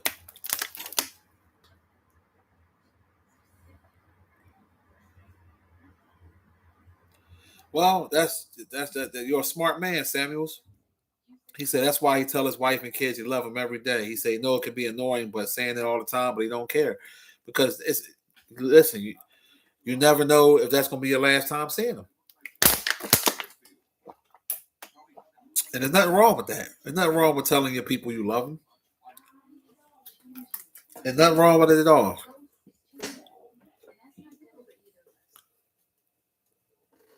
There's nothing wrong with them.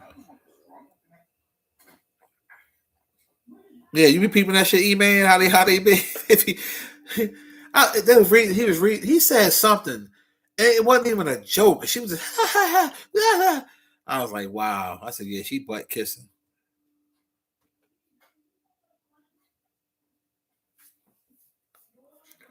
Yeah, people do be hypocrites. Will Cox, you right, and that's why I said I'm real, man. Like I know I'm not gonna be perfect.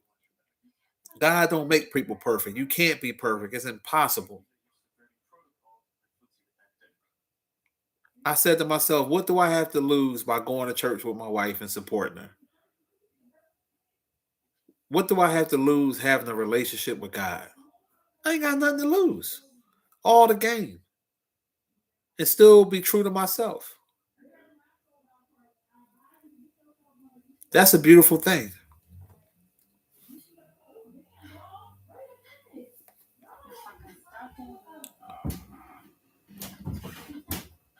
Yeah, he come on in the morning from 6 to 10. I don't know what station. Every station is different. In I guess cities. I think I know on my joint is WDAS, but they nationally syndicated, so it's all over. You'll be able to hear it. But yeah, Shirley Strawberry. God bless her, man. But she just be dick eating a little too much for me. Like Shorty be out of pocket.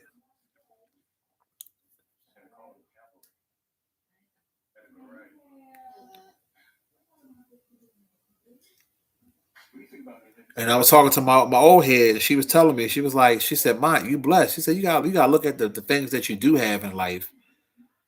You still got your dad, you got your grandkids, you got your daughters, you got your wife, you got a roof over your head. You know what I mean? You got to think about the positive things. And I was like, she right. I was talking to my other older cousin. He was telling me yesterday. He said, look, man, he said, us as men, we not perfect, but he said, we do the best we can. And when you have that faith and you do what you're supposed to do, because I'm just learning, because I never really paid attention, but I'm just learning that sin is sin. There's no such thing as a one sin is not bigger than the other. So I never thought that. I always thought that if you molested a child or if you took someone's life, that's a bigger sin than stealing or lying. You know what I'm saying? And they said in God's eyes, a sin is a sin. You have to repent your sins and feel it in your heart that when God, because God know your heart. He know what you're gonna do before you do it. And I'm learning these things because I was ignorant and didn't know. So that's why I'm working on things like my temper. I'm trying not to have the road rage. Just because peace ain't got nothing to do with God. I just want to have peace. Like meaning I don't want to raise my blood pressure. I don't want to get stressed. You know what I'm saying? Because these people in Philly will make you want to hurt them. I'm telling you, they do. And I'm just trying to get a hold of that.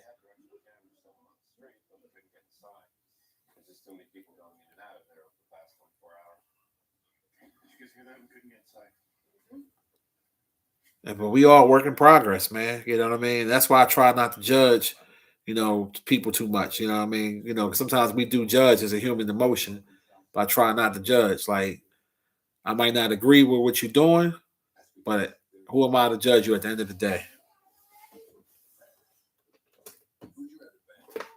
That's why I'm going to forgive Hassan and B Stinger for lying to the people, knowing y'all were just gay. I'm not going to judge y'all for letting Bambada bend y'all over. Even though I don't agree with it, you willingly going over there letting the man paint on your back. But it is what it is. We are blessed to be born in this country. You ain't never lied, because with them little Middle Eastern countries, them third world countries,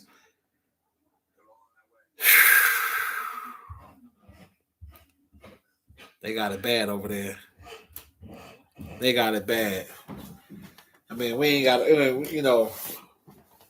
we got it good if you really think about it. We may complain about gas prices, complain about little dumb shit like that, but some people over there, they got running water, they got stuff getting blown up. I'm sitting here talking to y'all, watching cable, chilling. It's some people in them third world countries that don't have nothing. They don't have no cable. They don't have no television. They don't have no internet. You know what I'm saying? Like, all the things that we take for granted, they have. They got all that stuff over there. And that's why I'm being more thankful for every little thing I have. Like, for real. Every little thing. Because I see people doing worse. People out here, like, I mean, think about homeless people you see out on the streets. That got to be a effed up feeling that you got to sleep outside. You got to pee outside. You got to poop outside. You don't know where your next meal going to come from. Where we got deep freezers and, you know what I'm saying? Like, come on now. We got to be thankful. We got to be real thankful, man, because I'm sitting here complaining about fucking gas prices putting in my vehicle when I'm driving a luxury vehicle. These people would love to just have a go-kart. You know what I'm saying? Like, I got to humble myself and say, you know what? Yeah, I don't like the gas prices. I don't like how they raping us at the pump. But we blessed to have a vehicle.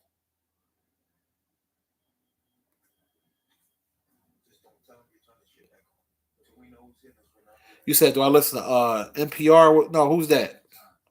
I don't even know who that is. Enlighten me what that is. And like I said, I'm a work in progress. I could be a man to admit that. I'm a work in progress. I'm not perfect, you know.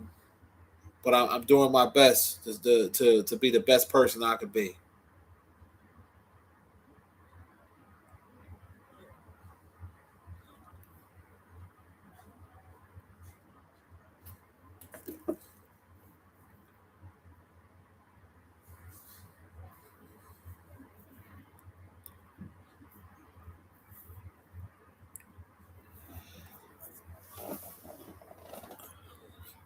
Oh man.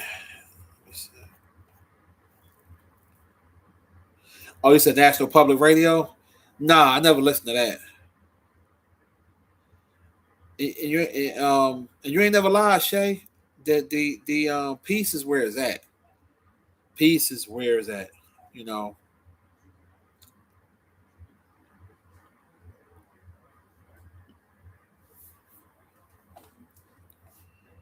That's what it's all about, though. You know, especially at our age, we getting older and stuff.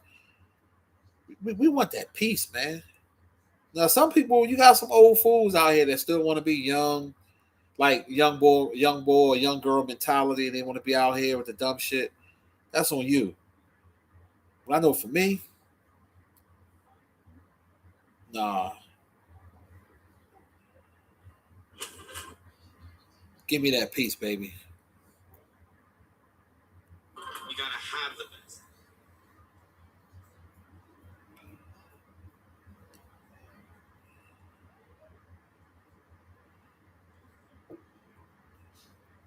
You said they do the tiny desk. Yeah, Yeah, I don't know. I don't know what you're talking about.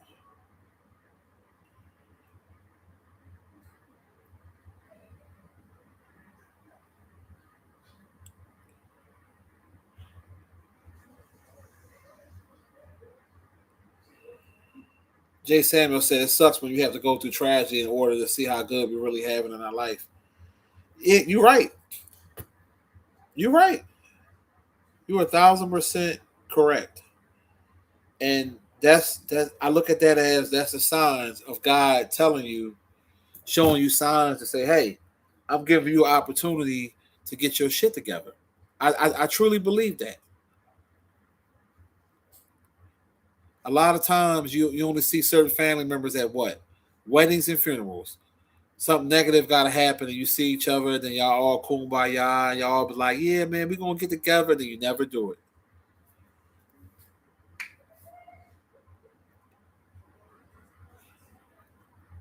And you never do it.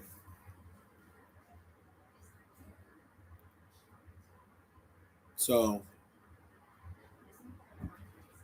I could be a man and tell you all that. It made me appreciate my wife more when I didn't know if she was gonna live or die. I could just be honest and tell you all that. Not saying I didn't appreciate her, but when you go through that and you see that, it comes from that. It comes from that. Yeah. What's up? We got your daughter playing with us in the games What? Let me say. on TikTok. Oh, my actually playing. Yeah. Oh, this is one of the sellers. Yeah, that's Sweetie. She's one of our affiliates. Oh, okay. So we got them playing this game where you got to run and go get shit. So we then did like a toothbrush, washcloth. Oh, okay. So, yeah. But the fact that she's playing is like amazing. Oh, yeah. How many? I think she already got 2. Oh, okay. They're doing Excel so far. Oh yeah. Oh yeah. Oh, that's good. Oh, she like she having a good time with it, huh? Yeah. Hey, wow. She just said a bar, so. Oh, Brandy beat. so what they win something if Yeah, so we'll call like maybe 7 or 10 things, and then whoever got the most, they win something for free. Oh, okay. Oh, that ain't bad. Yeah, because you got to keep them engaged. Yeah. That's smart. That's smart marketing. Yeah, but if you wanted to do something like that with us, you just we'll send you an invoice, and then they pay for shipping and you ship out. Okay. All right. Cool. Yeah, that's good marketing right there.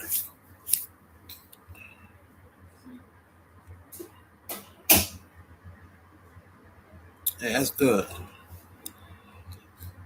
Yeah, God is good, man. You know what I'm saying? You heard my wife in the background. You know, up there, still working. She taking it easy though. I told her keep that shit easy, but they doing doing that thing, keeping our business right. That's what it's all about, man. It's all about. But yeah, back what I was saying, yeah, like um, family. That's why I was telling like some of my cousins, like, yo, we got to start getting together. We can't just keep getting together with these funerals. We got to get together and just do stuff.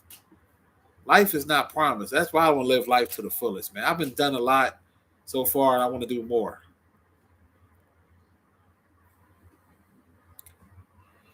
Yeah. I'm married, y'all. I've been married, bro. I told people I was divorced because people used to always uh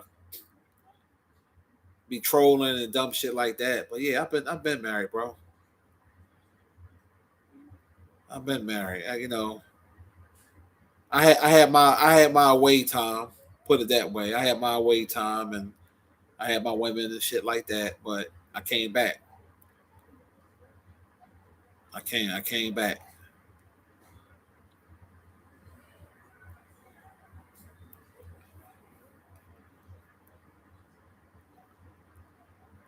See, my wife know I'm an internet personality, so she know that I talk my shit online. She know I flirt with women and shit like that. I don't do it. I don't do it as much now. You know what I'm saying? Because I think it's a little too disrespectful to do it now. But she knew, what I would do, stuff like that. But yeah, yeah. Sometimes you go through things. You have your little away games, and then you come back to reality as a man, and you say, "What's more important, a stable home or fucking bitches?" I'm just gonna give it to y'all real and raw. Like that's all I know how to do. What's better, a stable home or messing with women? I've been there, done that. I've been had the women. I've been had uh, all of that.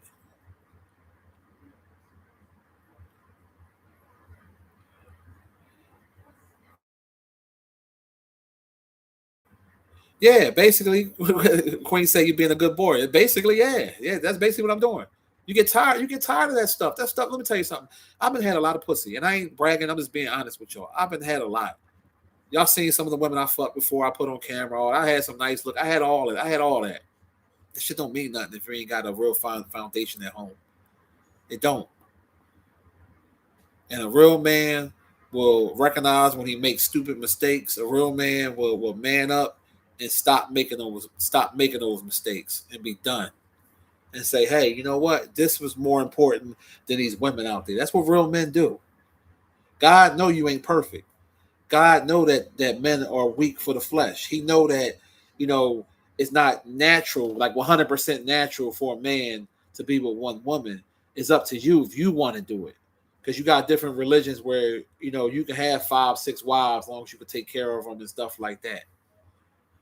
But if you were a woman and you say, hey, I'm going to be faithful to you, I want you to be faithful to me, you got to honor that. But if you and that woman have that understanding where you can play away games, then that's the understanding that y'all have. That's the difference. That's the difference.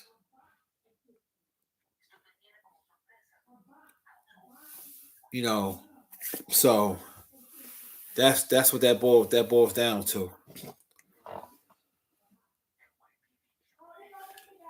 So you got to understand that as a man,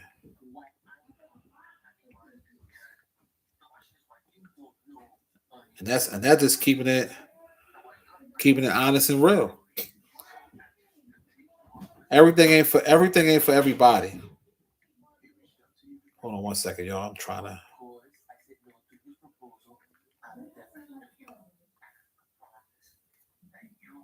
So I do what works for me. You know what I mean? I can't tell nobody what to do with their life.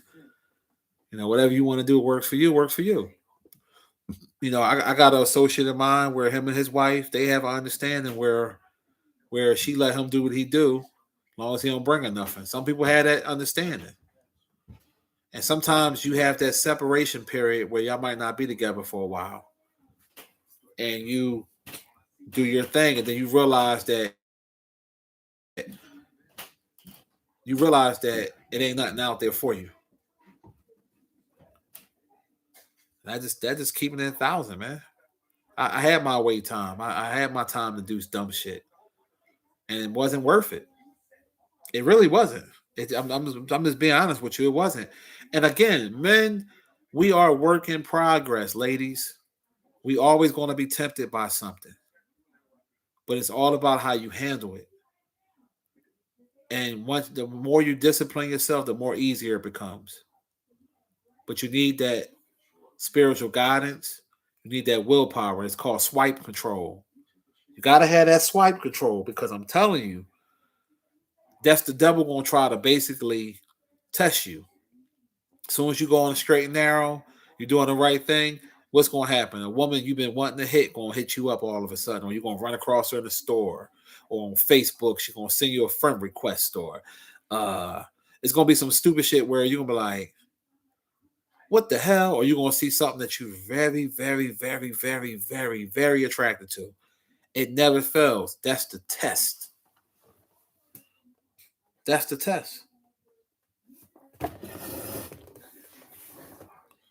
So when you realize what matters in life, you leave that dumb shit alone.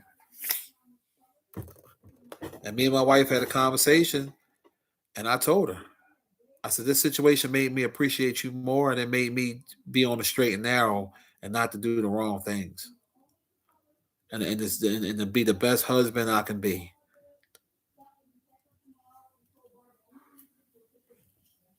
And sometimes you need that time apart if you're in a relationship with somebody and or in a marriage. And sometimes, let's say if y'all not seeing eye to eye with some things, and y'all not together for a little while, sometimes you need that away time to realize if it's meant for you to be back home or not back home. And when we had our little separation, I hoarded out. You know, I hoarded out. I was knocking them down. I'm just gonna be honest.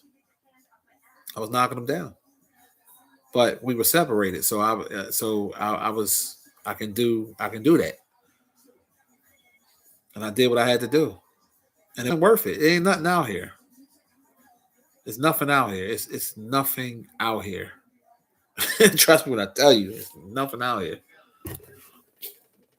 So hopefully, people will take from this live that God is good, and that when you have something good, you hold on to it and live life to the fullest. And life ain't promised. That's basically what we should get from this live. That's what it's all about.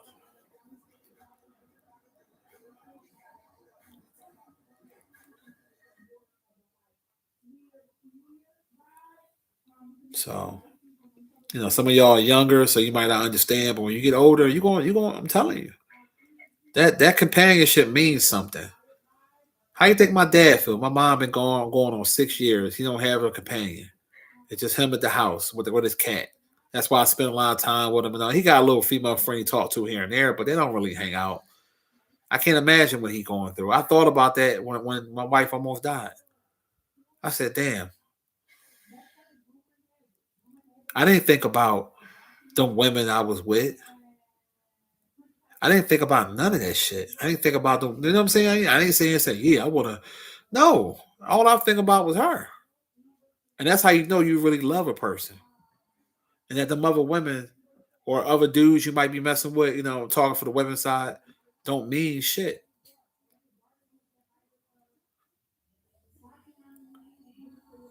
Now, I did tell my wife, I said, if I ran across Beauty du Jour, I said, you might have to give me a pass on that. I was like, no, I'm just joking.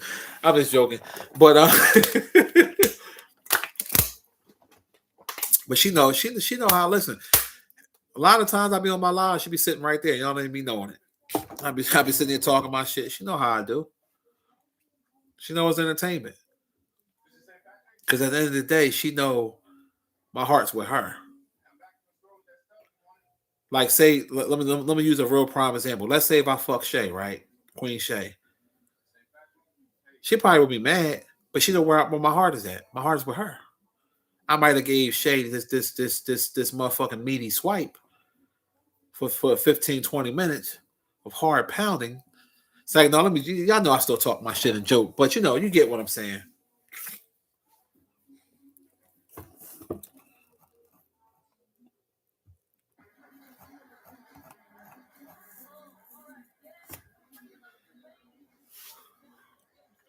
So yeah, other than that, yeah, I'm feeling pretty good. Um, yeah, I'm feeling pretty good. Just like I had somebody hit me up the other night. Somebody I ain't talked to in a long time, and I told her, I said, listen, I said I'm being faithful to my wife. I said I'm good. I said I'm not trying to be smart. I said I don't want to have no communication with you. I said because I don't want to even be tempted. You know what I mean? I was like, I'm not even going to do that. And that's that devil. I'm telling you, is when fellas, I'm telling you what I know. Whenever you try to do well, all of a sudden women want to attract to you. They want to come to you. I ain't heard from this motherfucker in forever. I had the same phone number for a very long time. Very long time. Matter of fact, I probably had the same phone number for at least shit 18, 19 years, some shit like that. I had this same phone number for a long time. And this motherfucker called me out the sky blue. I ain't heard from and I'm like, who? And I'm like, wow. And I knew what that was. That's called the test. And there's somebody back in the day, way before I even met my wife, we used to get it in. She did all the nasty stuff I like too. But I kept a G with her. I said, look, I'm good. I'm not even on that tip. I'm not on that. You caught me at a wrong time. You caught me. I'm good. I'm straight.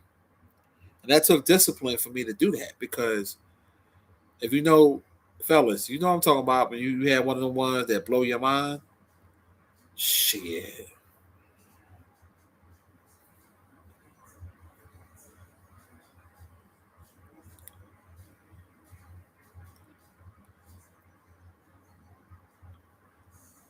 But it's about growth. And you know, it's about growth.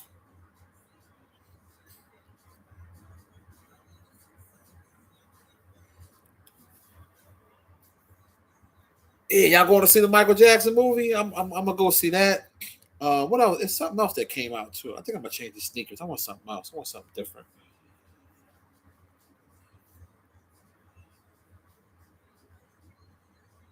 Hey, Deep, you heard about? I know you heard about that badass accident out there in West Philly, that Dodge Durango that ran that stop sign. I mean that red light and killed that person and their dog. Man, that shit's sad, man. Rest in peace to them again, man. Like, and the cops didn't even charge them.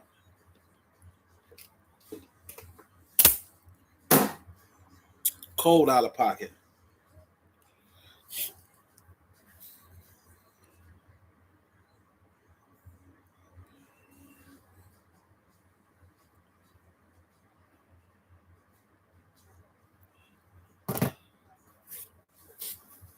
Oh man. Oh. Make sure you hit that like button too, man. Y'all be. I gotta get like Hassan on y'all. I gotta tell y'all to violate the like button. Like, what's y'all be treating me bad, boy. Treating your boy bad.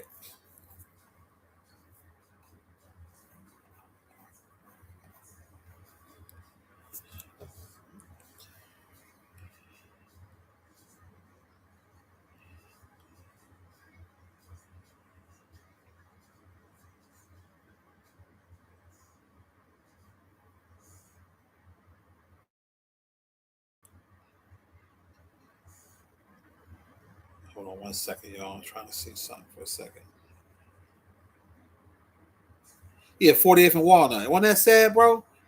I saw the footage of that, man. It just broke my heart, man. Like, and it goes to show what I was telling y'all how they drive in Philly, reckless for no reason, man. And I'm like, yo, like, I ain't gonna lie to y'all. I get a little bit of anxiety before I go driving because I know how they are in my city. Everybody rushing. Everybody rushing. These dumb young bulls out here, um, just doing too much for no reason. That's why I keep a nigga stop me. I keep a nigga stopper on me at all times. You know what a nigga stopper is? I'm pretty sure y'all know what a nigga stopper is. They don't care. You ain't never lied, Deep. They don't care no more, man. That's why I keep that nigga stop me everywhere I go. I keep it with me because I don't want to use it, but I will if I have to.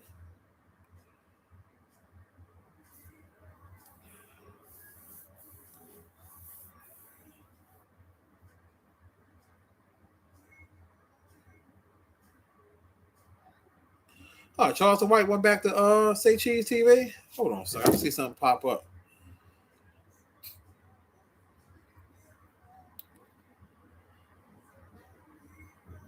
Yeah, he did come back. You back? Yeah. It's been 5 months. Yeah, I 4.5. Yeah, man. First time back on Say Cheese. Well, yeah, I should have known you was excited because don't you got Wilcox? You got a picture of Michael Jackson for your thumbnail, don't you? Ain't that a bitch? Hold on, y'all. I gotta use the restroom. That Charleston don't exist no more. Really? Yeah, that Charleston don't exist no more.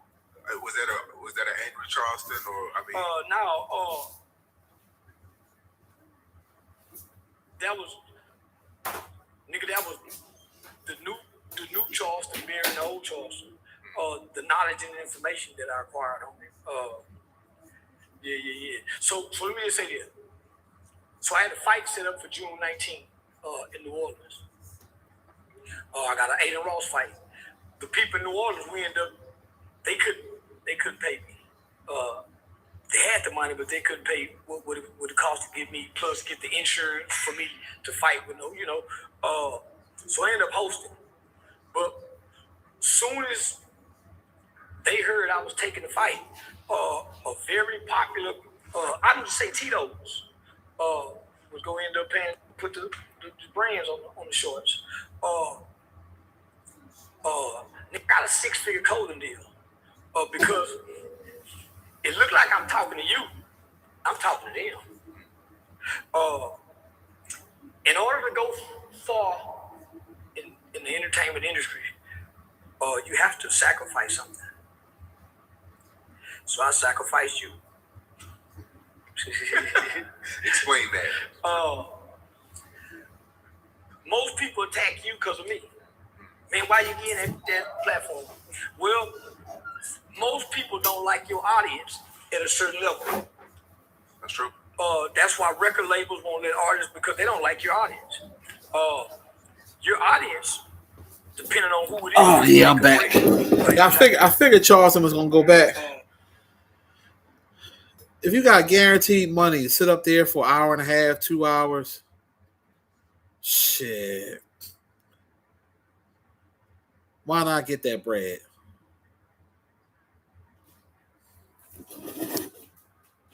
It's real sweet to do. It makes a lot of sense to do. So I knew he would be back on Say Cheese. It's smart that he went back. Shit, that's why Boosie a dumbass. Ain't no way in the world somebody paying you $25,000 to chill. Jay said, he says, Corey said Prince is better than Michael Jackson. Yeah, I wouldn't go that far to say that. Yeah, Michael Jackson been talented since a kid. Yeah, I definitely wouldn't put no Prince over Michael Jackson.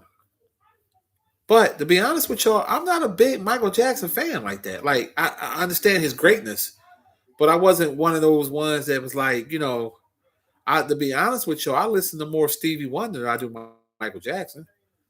I do listen to some Michael Jackson songs that's classic and timeless, but I was just one of those ones that wasn't like, big like that. Yeah, he missed that money. Shit, that money's sweet. If somebody gonna pay you, think about that shit for a minute.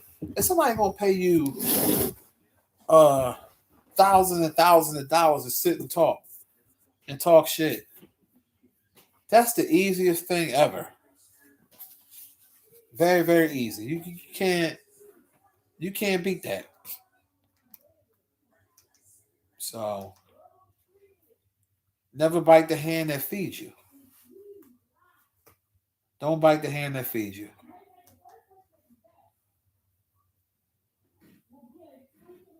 Man, I be rocking. Listen, I be rocking that Stevie Wonder. What?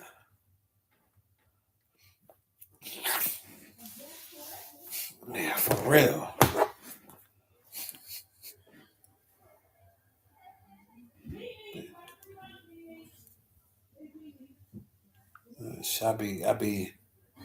That be my John.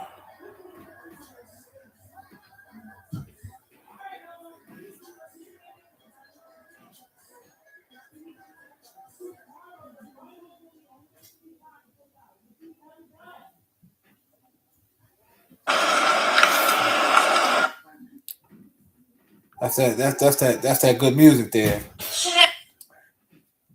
That real good music.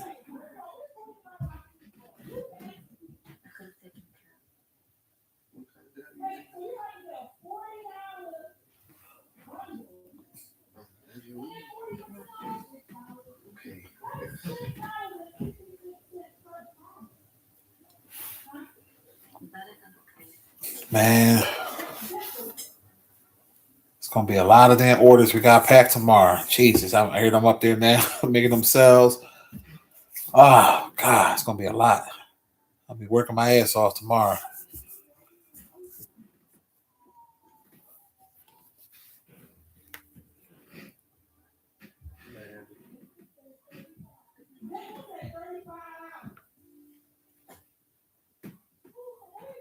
The eggs around the edges. These are the spots. So. My fault, y'all. I'll be watching some Country Wayne skits. I don't know if y'all be watching that or not. Trey been brought the girl there to his he been brought the shorty to his shorty crib while she away. He out of pocket.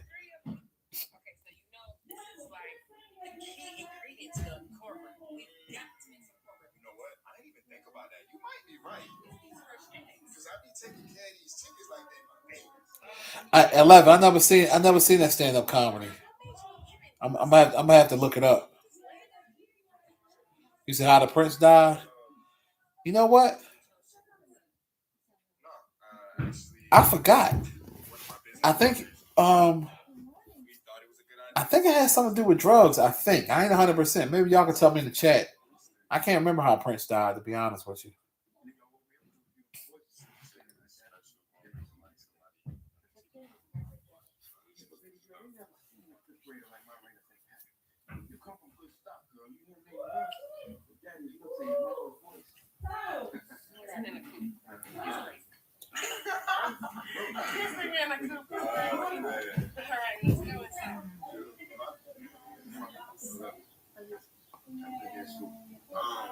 Actually, the plumbing. There's something wrong with my plumbing, and it smells in the house, man. Yeah.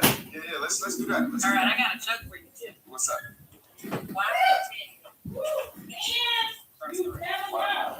And then he gonna my bad. He gonna bring Shorty to the crib to the outside part and then say, if you was gonna bring her to the crib, if you gonna do it, you might as well just hit all the pictures if you gonna do it.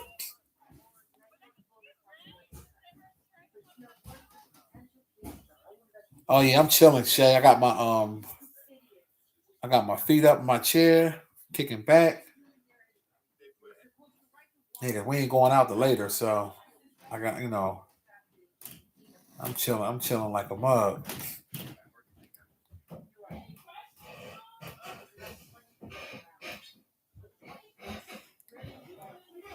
down from my family. My family, each generation, we pass this property down. So I'm the next one up. You said it's Country Wayne to do that to Fleece Johnson, the prison cell. No, that's Desi Banks.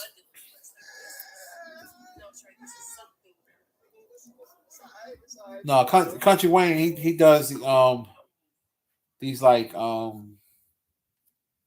guess you could call them like soap opera style skits, different characters on Facebook. It's pretty entertaining, some of the storylines. And I've been watching them for a while, so it's certain if you know, you know.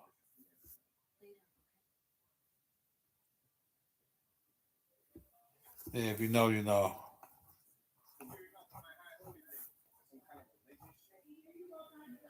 Yeah, Mojo. Yeah, I gotta look up that person comedy and see. I never heard of that.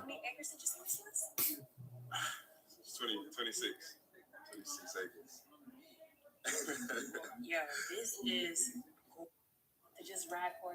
Like, you know what I'm saying? Like, these chickens are like my kids. Yeah, he out of pocket for that shit. Hey, Sash. Yes, look in his bag. Sash, thought about.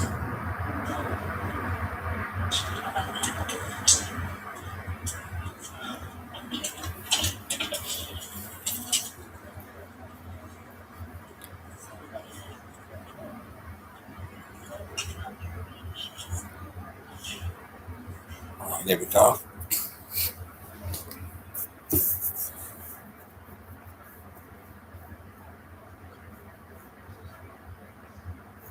Oh, well, something I was about to look up. Let me see real quick. Uh,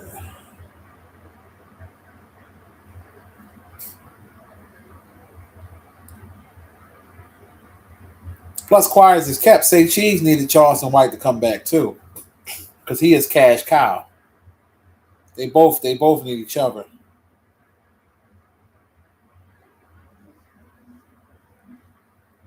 Hey Jay, how's work been going for you, bro?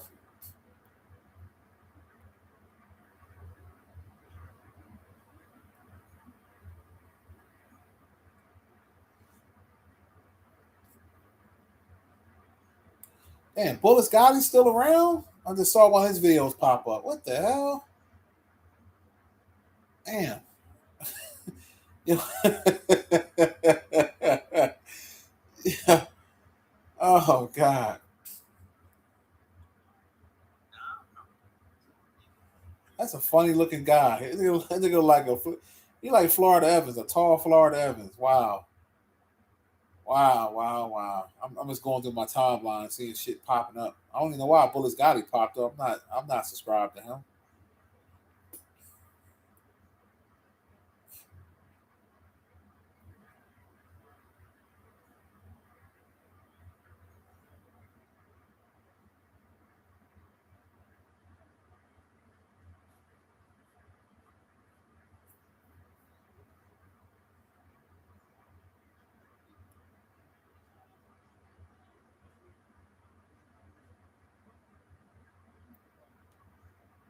Oh, did y'all see the commercial, the Thursday commercial, like the Friday? They was reenacting the draft for the Rams with Ice Cube's son and Chris Tucker's son. It was pretty good. It actually came out pretty good. I don't know if y'all seen that.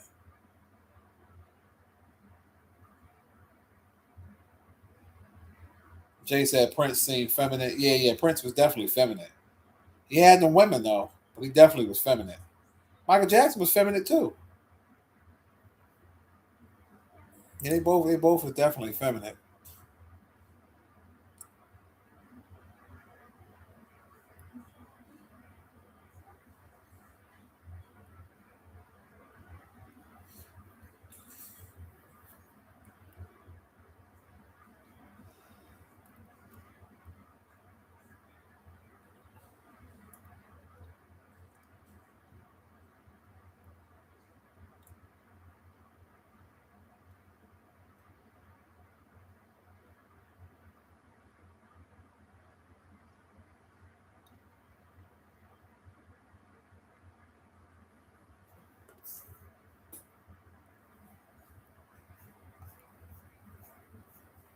But that was the thing back in the day. Like I guess those type of singers had that feminine style to them.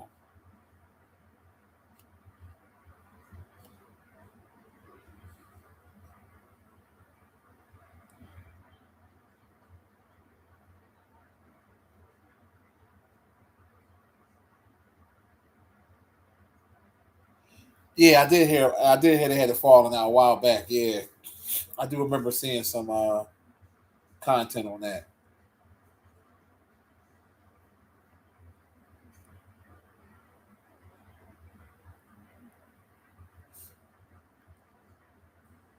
Yeah, ain't nobody checking for no goddamn Bullets Gotti.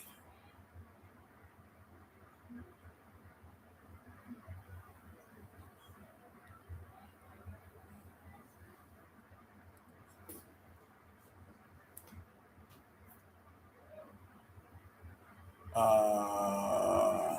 on a second. What's this John called?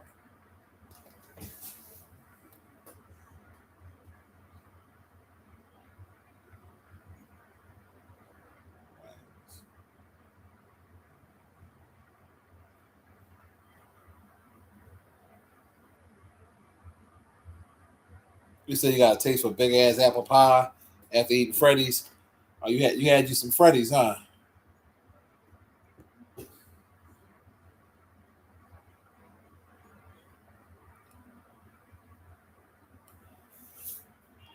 Yeah, Freddy's ain't too bad. They all right.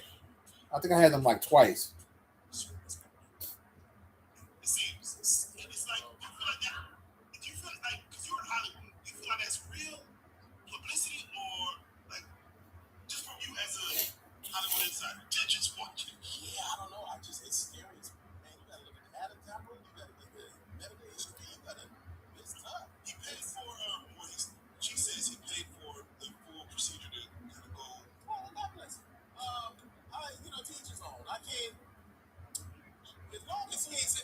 didn't know, then you fine. You know what I mean?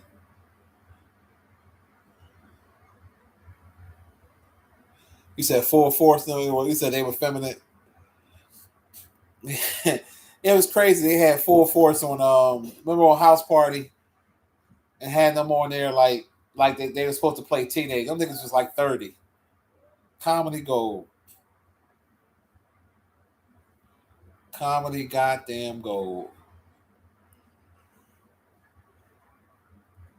In fact, I think I want to watch House Party too. I can kind of watch that right about now.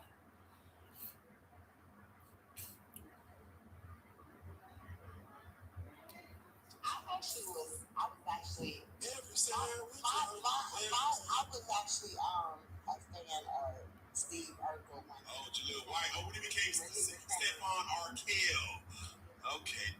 You didn't get the right you. That's who I like. That's who you're trying to get up to. I never thought in a million years I'd be hugged up on Eddie Winslow. You gonna tell me Eddie Winslow ain't the one to... You know, this that he she that was talking about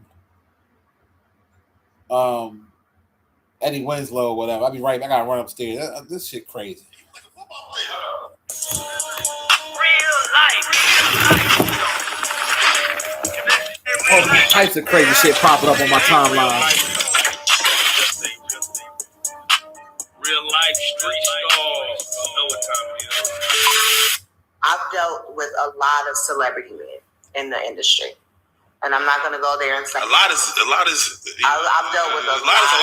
A lot. I've done with a lot. I've dealt with some that you guys have seen that have actually admitted to dealing with me. The Eddie Winslow situation, Family Matters. They said that was a movie role. Is what was said. We were friends. We were close friends. So I mean, you could take it where I'm not gonna really go into it, but y'all can take it which y'all want to. But y'all were in the same room at the same time. Photo shoot. We did. Y'all So, very close. it's Touchy feely. It seems like it got back home, and then he had to retract the situation. That's what he gave me. He had dinner with his mama or breakfast with his mama and said, "Hey, y'all gonna believe the internet? Y'all gonna believe the internet?" That's what happened. Put it like this. That's I've what dealt happened. with a lot of celebrity men. Wait. Were you a fan of Family Matters growing up? I was actually Every time I was actually a fan of Steve Urkel when Jaleel White. Oh, when he became Stephon Arkell. Okay, damn. You didn't get the right you. That's who I like. That's who you're trying to get up to. I never thought in a million years I'd be hugged up on Eddie Winslow. Wait, come on, you don't sound like Eddie Winslow ain't the shit, but he was like a football player. Remember that episode? Hold on. Remember that episode he got jumped? Oh, no. They got jumped and they ripped all his clothes off. Eddie Winslow. My episode that sticks out with him is when he got racially profiled. Yeah. Because that was very powerful. It definitely was. But I want to give a shout out to Darius. He is still an amazing man. We still are friends. He's actually kind of helped me to get myself together right in the industry. Because he said he sees me as being a very positive person in the industry. He actually sees me as being a Laverne Cox, he said. Yeah. But I still have a lot to learn. Yeah. I have my own Close. You have no idea. Like, you are so close. You are right there. You ain't got a long way to go. You are almost there. Real life. Oh, I'm back. Yeah. He that still blows. That still blows my mind, man. What the hell was he thinking, man? Oh my God. I tell you one thing. Yo, man. Mental illness is real. That's all I'm gonna say. Mental illness is real. You know, that's wild. To be honest with you, that she shouldn't have never been after that person lied after that it lied on the rapper Chingy, should have been blackballed. because Chingy wasn't the best of rappers, but I still feel as though that hurt his rap career at that time, in my opinion. I really believe that.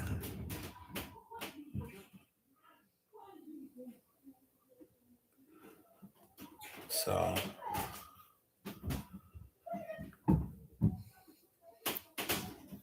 and you can't be doing stuff like that to people, lying on people, man. Stuff like that gets you hurt. Can't do stuff like that. Cold out of pocket.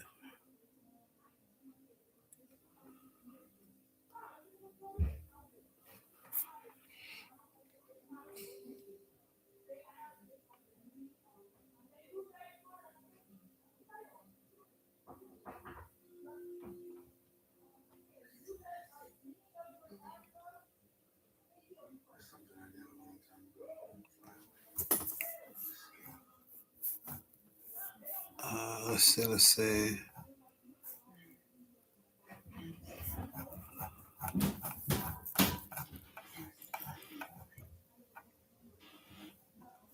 Oh, no problem, Samuel. You said thanks for the message. I'm looking at some of the old comments. Yeah. Good looking out.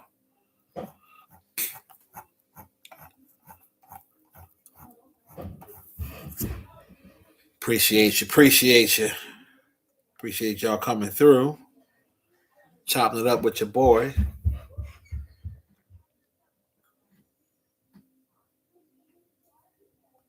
I keep forgetting. I need to make me one of those. I gotta make me one of those. I gotta get me one of them Google numbers so I can start getting y'all to call in.